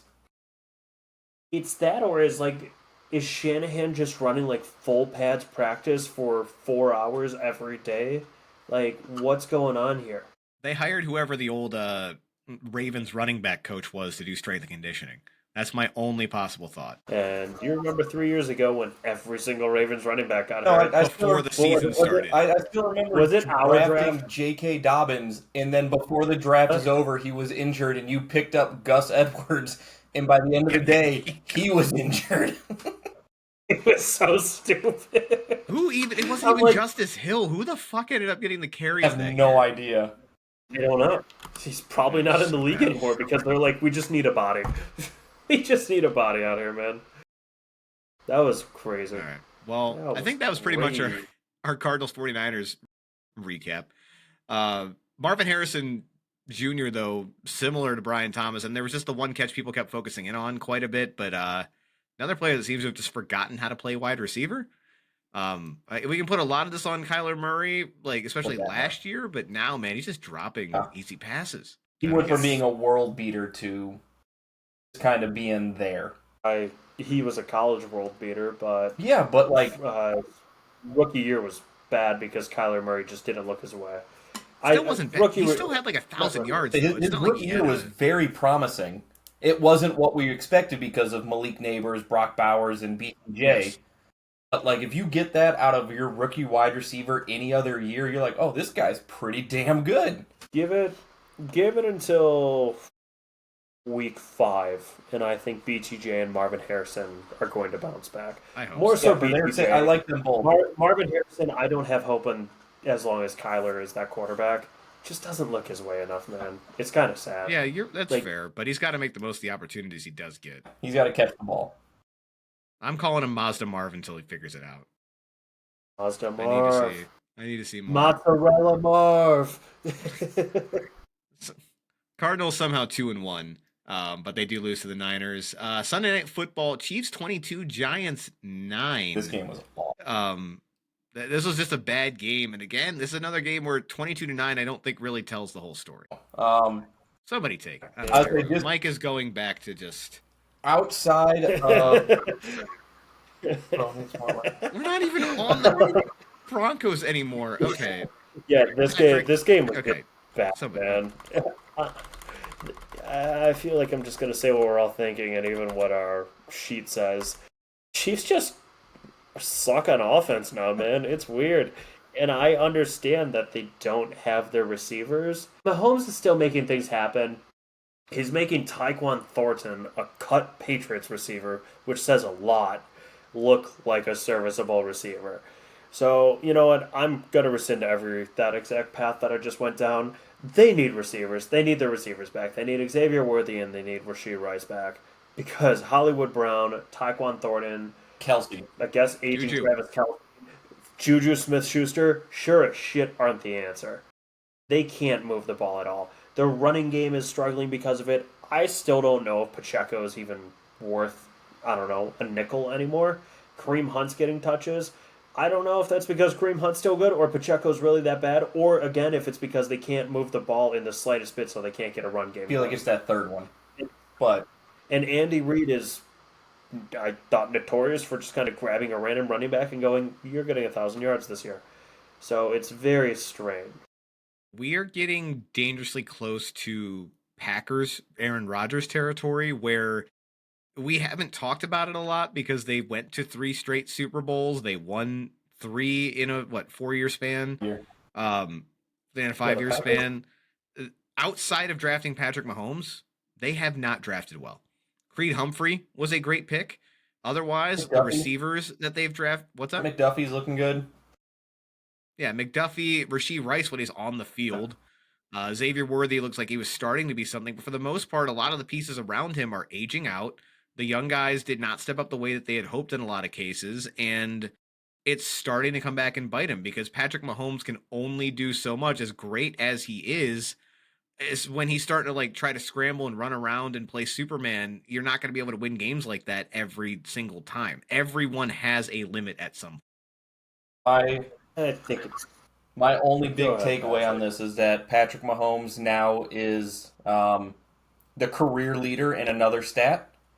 He's now tied for the lead forced fumbles by a quarterback with 1. How many points would that be worth in that insane fantasy league you were telling us about? Probably, I don't know. We'd have to figure that out. But Patrick Mahomes did make a tackle. So he does get 100 points. I say he made a tackle, forced a fumble, and recovered a fumble all in one play. That's like 580 points, I think. Fumbling it himself, but it was just on another backwards pass.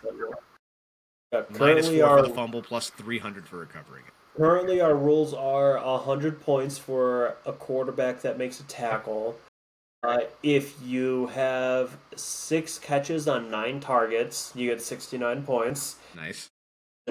If you have 10 if you have more than 10 or more targets, for however many yards you got is how many negative points you get. So Puka Nakua, he is on the bench forever because he's a target monster. JSN on the bench forever. Congratulations, JSN. You had 11 catches and 180 yards. Guess what? That's negative 180 points, champ. Ow. Uh-huh. What kind of league is this anyway? Actually, it's a negative. It's minus 360 because you have to subtract the 180 that he has, and then 180. This feels like It way is. too much math. It's so fun. It's such a fun league. Just chaotic rules constantly. Speaking of things that Um, aren't fun, the reason that the Chiefs even have 22 was because of Russell Wilson. A couple of rough turnovers in this We one. were He singing came, his praises last week, and he no, came just played the Cowboys. crashing down to earth. he just threw moon balls. That's all he did. Crashing down to earth. Yeah, and I don't think it's fair to say that. I don't think it's fair to say that Patty's young guys haven't stepped up. If you're just talking receivers, one of them he blew his knee out because he threw his helmet into his knee, and then Rashi got suspended because he's an asshole. Xavier Worthy was having a promising last year, started pretty good this year until Travis Kelce said, "Give me the ball more. I'm taking out Xavier Worthy." I don't think it's fair to blame the young guys for injuries. I'm not just blaming the young guys, but they organizationally have not done an incredible job of continuing to build this roster. No, that's fair. I'm more pointing at you saying the young guys haven't stepped Yeah, up. no, They I'm haven't been not able trying to. to One of blame them them. doesn't have a knee. No, I'm not trying to blame the young talent because especially the last couple of years they have done well in that department, but as a constructing the roster as a whole, they have not done a good job, especially those like later They were picks. great at They have not been able to supplement. keeping the players that they needed to, but now those players are getting too old and they're Yes. not doing it anymore, and they haven't filled those holes that are caused by the overpaid veterans. Yeah. 100%. But so yeah, Chiefs concerning we'll see. The Ravens Chiefs next week is going to be interesting. We're about to talk about the Ravens actually. Because one of Mhm. those teams is going to drop to 1-3. Last thing I just want to add in there, Cam Scatterbo has got to get a shout out. Cam Skateboard, He looked the good. crayon eater himself. Yeah. I He's going to be honestly, that whole Tyrone offense. Tracy looked really good too until they decided to rip his shoulder out of his arm. I think that's what injury he had, and that's when Skateboard decided to come alive. I think Skateboard is probably going to concuss himself a whole heck of a lot of times. So he probably already has. He just plays the through it. He the way he runs the ball is like how what's his name J.J. Watt would play. He just puts his body on the line and gets injured constantly because like, yeah, I don't fucking feel pain. he's Peyton Hillis being able to catch the ball. Like he runs like Ridiculous. Peyton Hillis did, but like 5 inches shorter and 30 pounds lighter. And he doesn't care. Do you see there was one play where they he didn't even have the ball. He just threw a block. And he doesn't like try to plant his feet or anything or Body. like try to push up. He just missiles it, torpedoes himself into some guy's shoulder. Exactly. I think it was Chris Jones actually, if I remember right. Like he went right at him. Just plays rough football. Doesn't give a fuck about his body. It's like, oh, right, man. You're gonna have a really cool 4 years. I hope you have longer because you are fun to watch. I It just loved sucks you're a giant. the meme that was going around that white running backs are one of two categories. They're either smart cerebral guys like Christian McCaffrey or complete crayon eaters like Scatterboo. That's it. You get sorted into one like a Hogwarts house. All right, last one, guys. The Monday night game. It was a fun one. Lions 38, Ravens 30. Rumors of the Lions' demise have been greatly exaggerated after the blowout by Green Bay. They look back and they look fucking good. Ravens, I'm very worried about them. They I'm not. Defensively, defensive. yes, I agree. They have given up. I know that these are some obscure stats, but they've given up 200 yards after contact this season. In what has Harbaugh been there for? What 18 years at this point? A long time. This is the most he's given up in the first 3 games in his entire time with the team. Probably the most for a lot of people. Like The first their 3 defense games. does not look good. Outside of the Browns game because it's the Browns. They've given up 38 and 41 against the Bills. Was that it? I think so. It was in the 40s. I know that. So they've given up 80 points in 2 games. Yeah. Do you remember last year the Ravens defense by chance? Early in the year, they weren't good. They did figure it out eventually. They were awful earlier in the year, and then they stepped up later in the year. They stepped up very well. I think that this is the same trajectory. I'm not worried about the Ravens in the slightest bit. That's still a Super Bowl team. Worry is a strong word. Thing is, like, maybe they're on that same trajectory, but why are we doing this 2 years in a row now? Like, the fuck is going on that is causing them to have this kind of a ramp up? Unless it's like the Chiefs the last 2 years where it's just like, well, we know we've got this in the bag. We don't need to turn it on yet. But they don't really have that luxury, though. Like, not in the AFC West. The last 7 years. And especially at the beginning of the year, it looked like this division was going to be tough. Then, of course, Burrow goes down. Like, you cannot afford to have that mindset. You have one team to beat in this division. I wouldn't be worried. I don't think you have the Steelers Steelers to beat. You do now, yeah, exactly. You do now. But that's why I'm saying I'm not worried about that team. No, they're still ultimately going to be fine. If they do drop to 1-3, I mean, that's a difficult hole to try to climb out of. Though again, chances are Bengals are going to lose again. Steelers maybe leading the division at that point.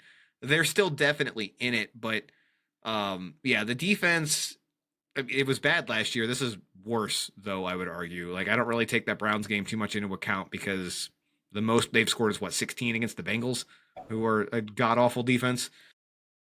17. Sorry, it's the Ravens. Oh, whatever. Oh yeah, that's right. We got the garbage time touchdown at the end. Yeah, whatever. they also lost one of their best defensive players too, in Namdi.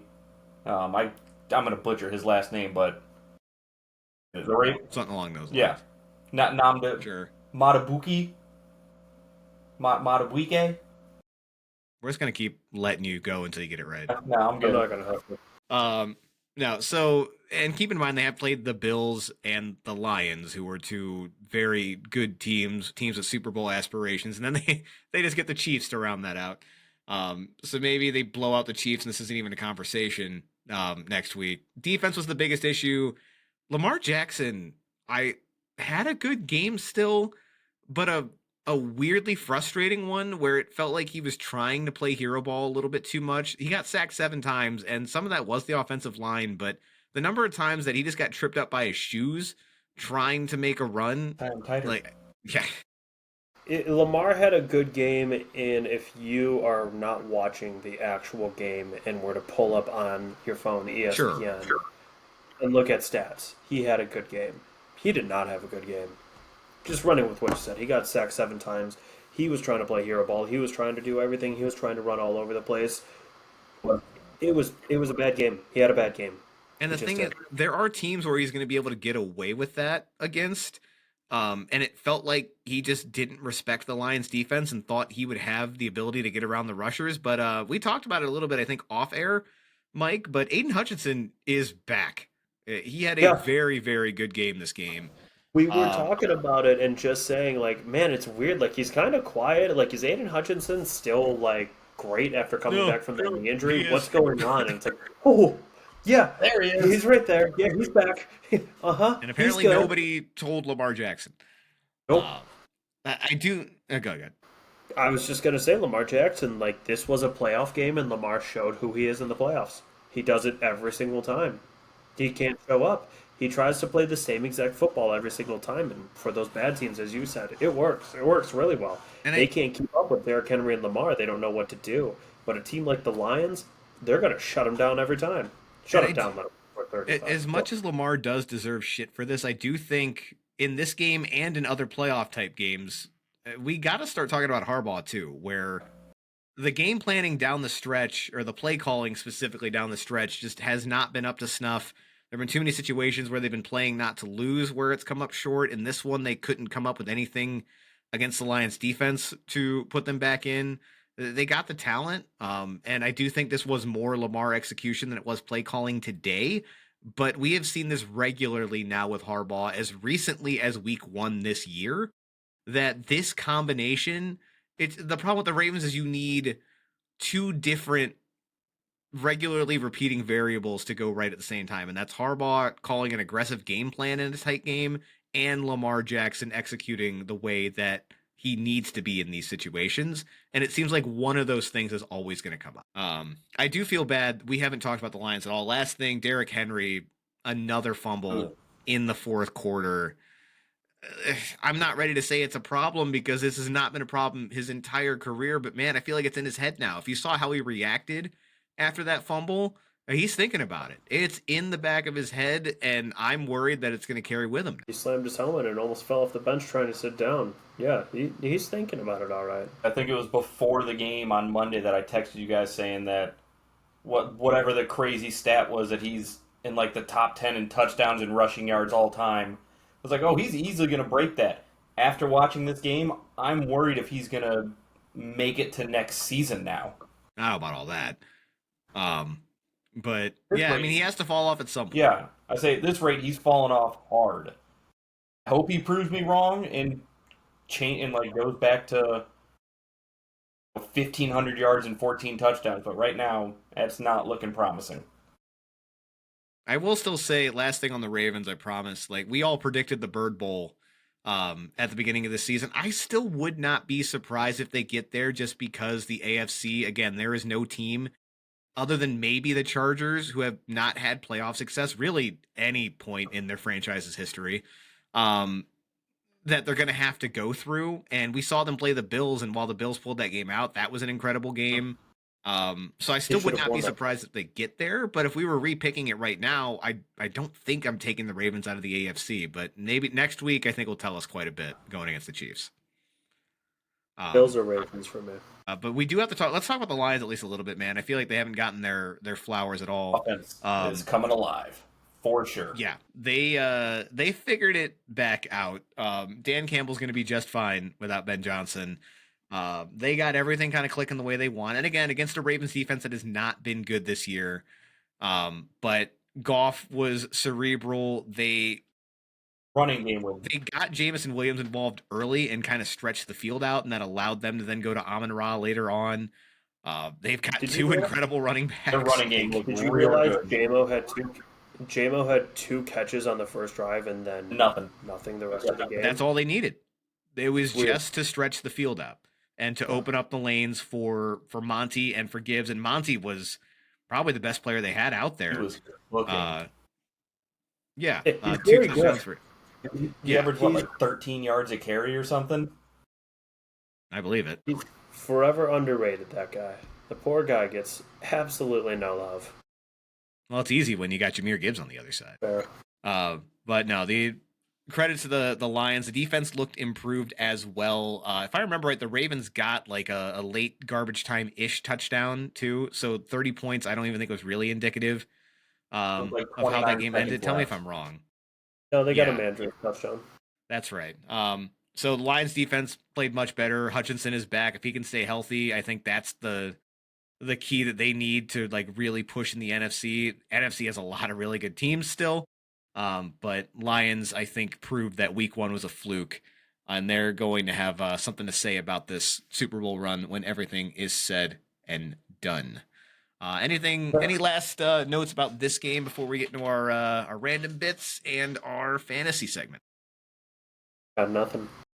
All right. A couple other random things. I did mention Jalen Hurts already. We'll blow past that one. Most points scored in the NFL by teams so far.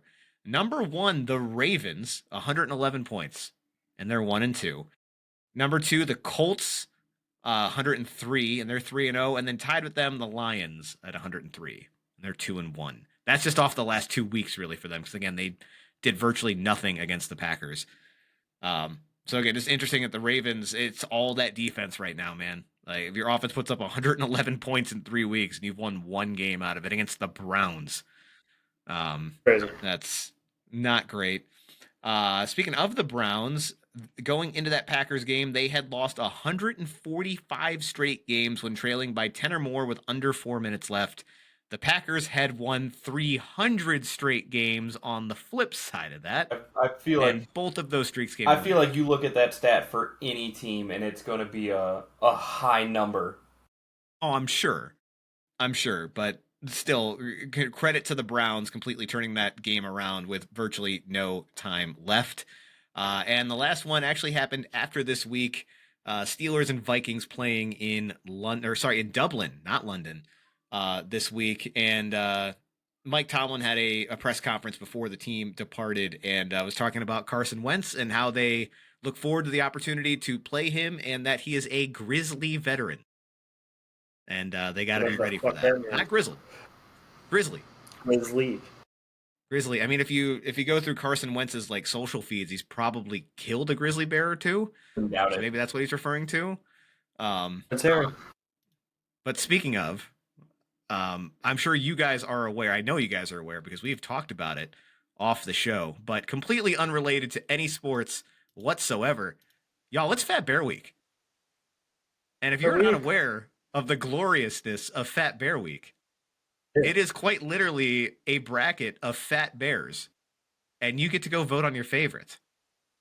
So if you haven't done so, please do so. Voting ends 30th, so get out there, get your ballots in.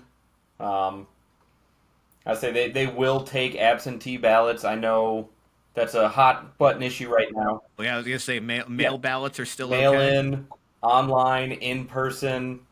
In person might be a little difficult because you got to go. I believe it's to Washington to do so, but they'll accept anything. Not picky. So I know we talked about this a little bit. I don't know if we'll go bracket by bracket here. They do have the junior champion in here, 128, who is tiny. Comparatively, but he would. Yeah, which I mean, he might 609. I feel like he's not super small against, but no one's going to beat 602, right? I got 602 going to the championship. 99's my pick. Bottom right. 99? I like 99 a lot. We'll go there in a second. 99 does look good. 99's a tank. 602 is a reigning champion, correct? Mike is to be believed. That's what you're saying, Mike? Yeah, so 602 looks strong. 32, another bye, is looking good. You said 99. Yeah, 99. He looks a little muscular, though. I don't know. Dude's a tank. He might have some muscle to him. I do think he can at least take down 910. But then after that... He's making it to the finals. There's no competition. He might have that side of the bracket, man. Yeah, he might not run into anything until we get to 602, because 602 looks like a fucking unit. I feel like 909 might give him the most issues, but I don't think anybody's beating 602. 909's got a good picture there, bud. That's all that is. It's all fluff. 128 could be a chunk or two. Not the best angle, but... Dude, fucking 99's so big, that belly is dragging on the ground. So yeah, happy Fat Bear Week to all who celebrate. We will be giving you updates throughout to let you know who is going to come out as the Fat Bear of the Year. Wonderful tradition. Yes, it is Mike. Oh, that there's a lot to unpack there that we're not going to. Pack the fudge, Mike. Yeah. Let's move on. Fantasy on Ice. Patrick, we'll go ahead and do the recap for you since you have to get your ice ready. Mike, would you like to do the honors? Do you still have it up? No, I'm still correcting your grammar.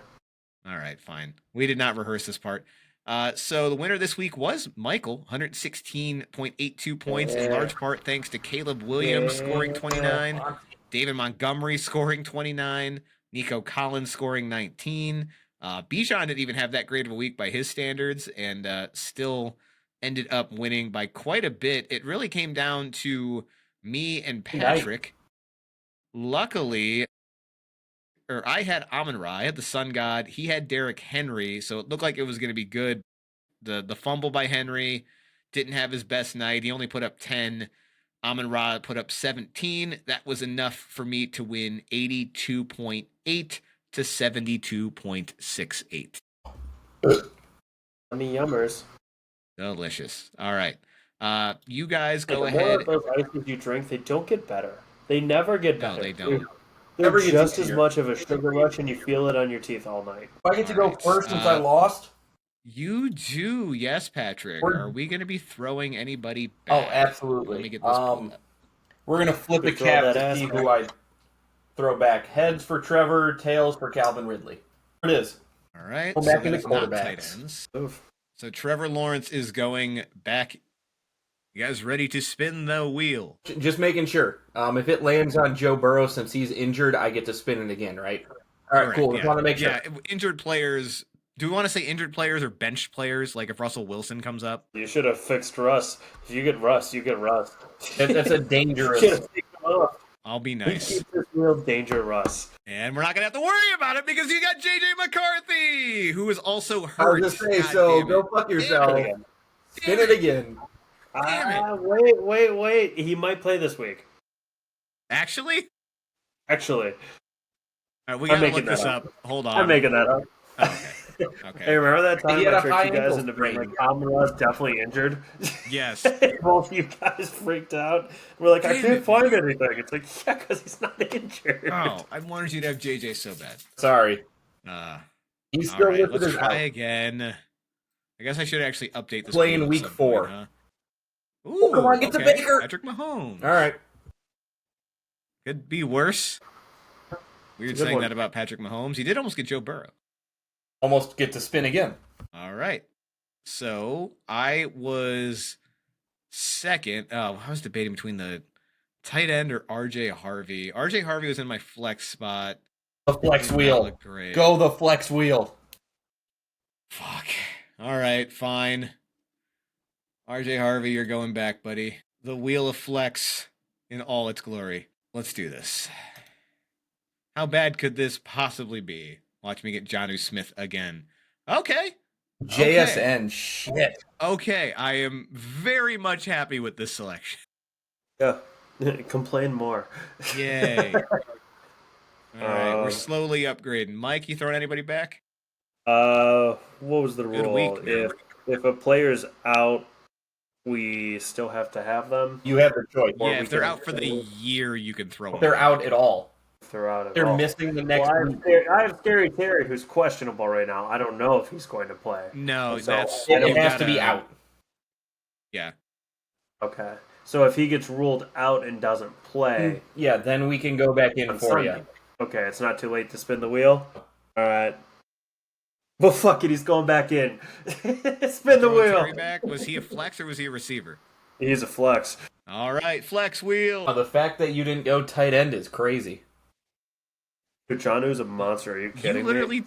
talked about it. how you were going to go Spin it, back tight Brandon. end because Don't give him the chance to change his All right. mind.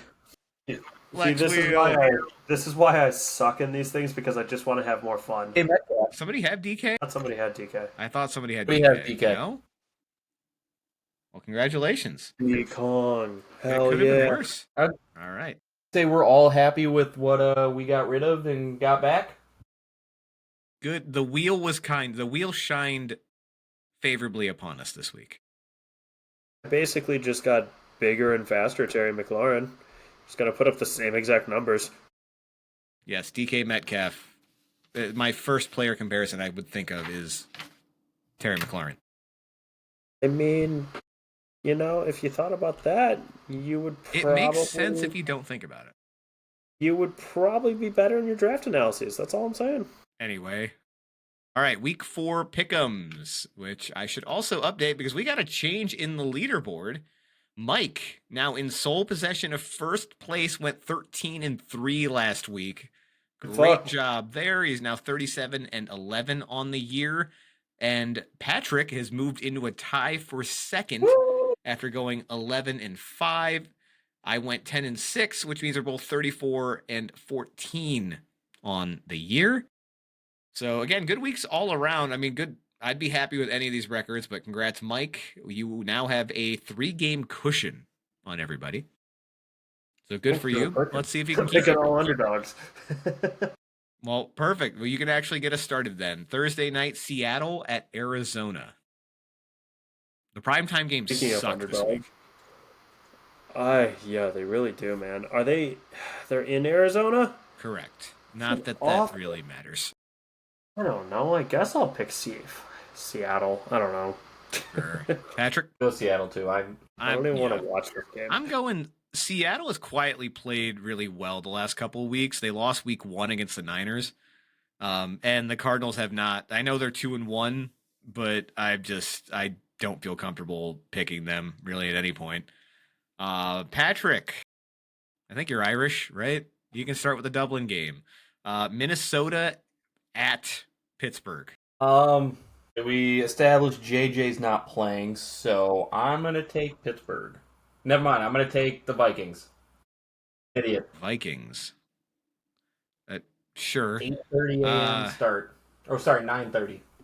Man, there's too many variables with having to start Carson Wentz again and being in a foreign country. I'll take Pittsburgh. I don't feel good about it, but go Steelers. Michael. I'm taking the guy who looks like Prince Harry, and Prince Harry's from Europe. So give me the Vikings. Carson Weasley's going home. He's gonna see his family. He's That's going true. back to the Home borough. field. Yeah, but it's at Pittsburgh in Dublin. So it's not a home game. Yeah. I do love that, like, so it is a technical home game for Pittsburgh, but on the sheet that I always use, they all say team at other team, except for this one that says Minnesota versus Pittsburgh. Yeah. 9:30 kickoff, by the way. Right. Oh, God. Washington at Atlanta. At this point, I don't care if Carson Wentz is miraculously starting for the Commanders again. I'm not picking Atlanta until I get that awful taste out of my mouth. Give me the Commanders. Why would Carson Wentz start for Atlanta? For Washington again. Carson Wentz start for Washington. He wouldn't. I'm saying even if he did and he played terrible in Washington, I would still probably take Washington. Also going to take Washington. I know it's not my pick, but I'm taking Washington. Yeah, I'm taking Washington. Yeah, good call, everybody. Michael, the Saints at the Bills. The tough one. Upset special? You won't. Taking the Bills. It'd be a fun If you one. could break my table, I upset. would. I'm going Bills Mafia. All right. I mean, you could break your table. It's No, just that I you don't want to can't. break your table. It's pretty solid. Weak. Yeah, I'm taking the Bills. Vagina. Patrick, Cleveland at Detroit. Much as I want to say the Browns are going to do it again, they're not. I'm taking the Lions. Yeah, this is another one where I'll be thrilled if I'm wrong about it, but Detroit has looked incredible the last couple weeks. Give me the Lions. They don't have to look incredible. I'm still taking Detroit. Fair enough. Oh God, Tennessee at Houston. Yeah. Tempted to take a tie in this one. I think Houston's gonna win this because of their defense, and Cam Ward has no offensive line. I'm telling you, I'm probably not gonna watch this game if I have anything to say about it. Michael? Who'd you pick? Houston. Good call. I want to pick the Titans, but Texans. Oh. Dude. I feel like that I wanted to pick the Titans every week because of Cam Ward, and every week they've just let me down. Texans have to win one, right? And this At is the some one. point. This is the one they have to win. This is it. All right. So 2 for Houston, Patrick. Go Longhorns. All right. Michael, God damn, Carolina at New England. Barn burners. This one's gonna be a tie. This is the one. Carolina at New England? Fucking dude, I don't know. Carolina. That's gonna be my risky pick. I'm picking Carolina. There you go. Patrick. I'm also Both taking teams. Carolina, but not because it's my risky pick. I truly think the Patriots are that bad. I think they're going to have a hangover game after putting up 30 on the Falcons. Give me the Patriots. Children, you're both just terrible.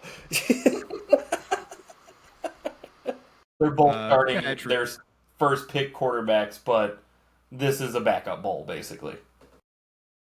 Hey, Drake May's better than All the NFL games, this As is one of the them. teams This as a whole definitely is. are backup teams. that's for, as in the backup game of the games I actually want to watch. Patrick, though, Chargers at Giants. Jackson Dart. Chargers. Okay. Zin Dart. Yeah, I'm also taking the Chargers. I mean, maybe Dart gives them that like crazy jolt, but man, the Chargers have just looked Real complete. crazy jolt. They have to get the jolt from the Chargers. So Chargers. Good one. All right. Ooh, Eagles at the Bucks. I think this would be Tampa Bay is going to find a fucking way to hang in this. I would give them a legitimate chance to win if they weren't so fucking decimated on injuries. I think this is the week where it finally is insurmountable just because of how good Philly is. It's got nothing to do with Baker or Tampa Bay, but it's got to end at some point, and I think it's going to be against the best team in the NFL. Shocker. Eagles. Same. Eagles. Eagles. EGLE. All right. Michael, Colts at Rams. Damn Dines finally come down to earth. This is a good one. This is a hot one, but I gotta go with the Rams. All right. Patrick. Colts. Colts. God, this. I love you. I'm gonna go with the Rams. They lost last week, but they've still looked really good. I want to root for Dan Don. This is one where I'm picking the Rams, but I'm probably rooting for the Colts. Let's see. I'm up Jacksonville at the 49ers. I think Brock Purdy has an outside chance of playing in this game, which does actually weigh pretty heavy for me. I'm going to take Jacksonville and not like it. Okay. Who was playing? Jaguars, 49ers. I'm taking my Jags. All right. I'm gonna send you guys a really funny video about the Colts. The Mac Jones revenge tour. I'm taking the Niners. Oh, right. Forgot. Niners. You're crazy. I love you, but you're crazy, man. Mike, Baltimore at Kansas City. This is a 4:00 game. Why is this a 4:00 game? And then we get Green Bay and Dallas for Sunday night. Green Bay and Dallas. I mean, to watch Jerry cry, yeah, that's prime time. Watch Jerry nap. He'll be asleep by then. That's true. Ravens. Birds. I Patrick? don't think the Chiefs keep up. We're going birds all the way across, and it feels weird. I don't know if there's ever been a situation where we've all picked against the Chiefs, but here we are. It is happening. Patrick, Chicago at Vegas. I'm hoping that what Caleb Williams did carries over, and I'm going with the Bears. All right. This is one where I feel like the coaching of Pete Carroll could be enough to win this game, but they've looked so dismal that I can't quite get there. I think Chicago's got enough talent to squeak it out. Just got their asses whooped by fucking Marcus Mariota. So yeah, I can see Ben Johnson I can see Pete Carroll coaching circles around Ben Johnson. However, you can't play for your players on the field, so I'm taking the Bears. No, but if you could, I think Dan Campbell and why can't I think of his fucking name now? Yeah, Vrabel would do it. Dan Quinn would also go out there and try. Sure. I want to see if Sean McVay would go out there. Sean McVay has to run on the field all the time. No. Yeah, he's a punk. He literally has someone whose job it is to keep him off the field. That he pays just to keep him from wandering. Green Bay at Dallas. I get first dibs on this. Shocker. I'm going to go Green Bay. I don't think they're very happy after last week. Dallas would have been the bold pick. I'm going Green Bay. Yeah, it sure would have been. It also would have been I would say Dallas would have been the dumb pick. Green Bay. All right. So if that primetime game wasn't enough for you guys, we get treated to a double header Monday night. Patrick? I hate these. All right. Yeah, dude, can we just abstain? I say I'm not picking between the Jets and the Dolphins. Just no. But hey, I love that they give us two games in case the first one is bad. You can flip to the other. So first we get the New York Jets at the Miami Dolphins, where you may possibly have Tyrod Taylor playing again. Mike? ETS, Jets. All right, Patrick? Hey, if Justin Fields plays 100% the Jets, Tua Tagovailoa plays definitely the Jets. So Jets. All right. I'll round that out. In case that's a stinker, though, don't worry, guys, because starting 1 hour later, we get the Bengals and Broncos. Oh, that's Jake so Browning looked great against Minnesota. I'm sure he'll look even better against the Denver Broncos. I pick Browning revenge game. It is. the Bengals go out and trade for literally any other quarterback. I will take the Bengals. On Thursday? But I don't see it happening, so I'm going Broncos. going to be a Baker Mayfield get off the plane and throw on a jersey situation. Yeah. Yeah, I'm taking the Broncos. I don't trust Jake Browning as far as he can throw a complete pass. Michael? I'm taking the team that blow dicks. Give me the Broncos. All right. Not a lot that we're varying on this week. Which there's not a lot of good games this week, especially in those primetime slots. We were all in lockstep on every primetime game, unless you count London as primetime at 9:30 in the morning on a Saturday. Fuck, I'm gonna be watching cartoons. Somewhere. I know it's on a Sunday still. Thank you, racist. Holy shit. Dude, I'm going out that Saturday night. I don't think I'm gonna be awake for Steelers and Vikings, but I'll do the YouTube TV thing where it like recaps and catches you up. So don't worry, we'll be able to talk about it. You'll get our expert opinion still. Opinion. Anyway, well, this was fun, y'all. Ready for international football starting next week? Hold stop. Again, Browns playing the Lions. We'll see if they can shock the world 2 weeks in a row. But until then, y'all, it's been fun. We'll see you in a week.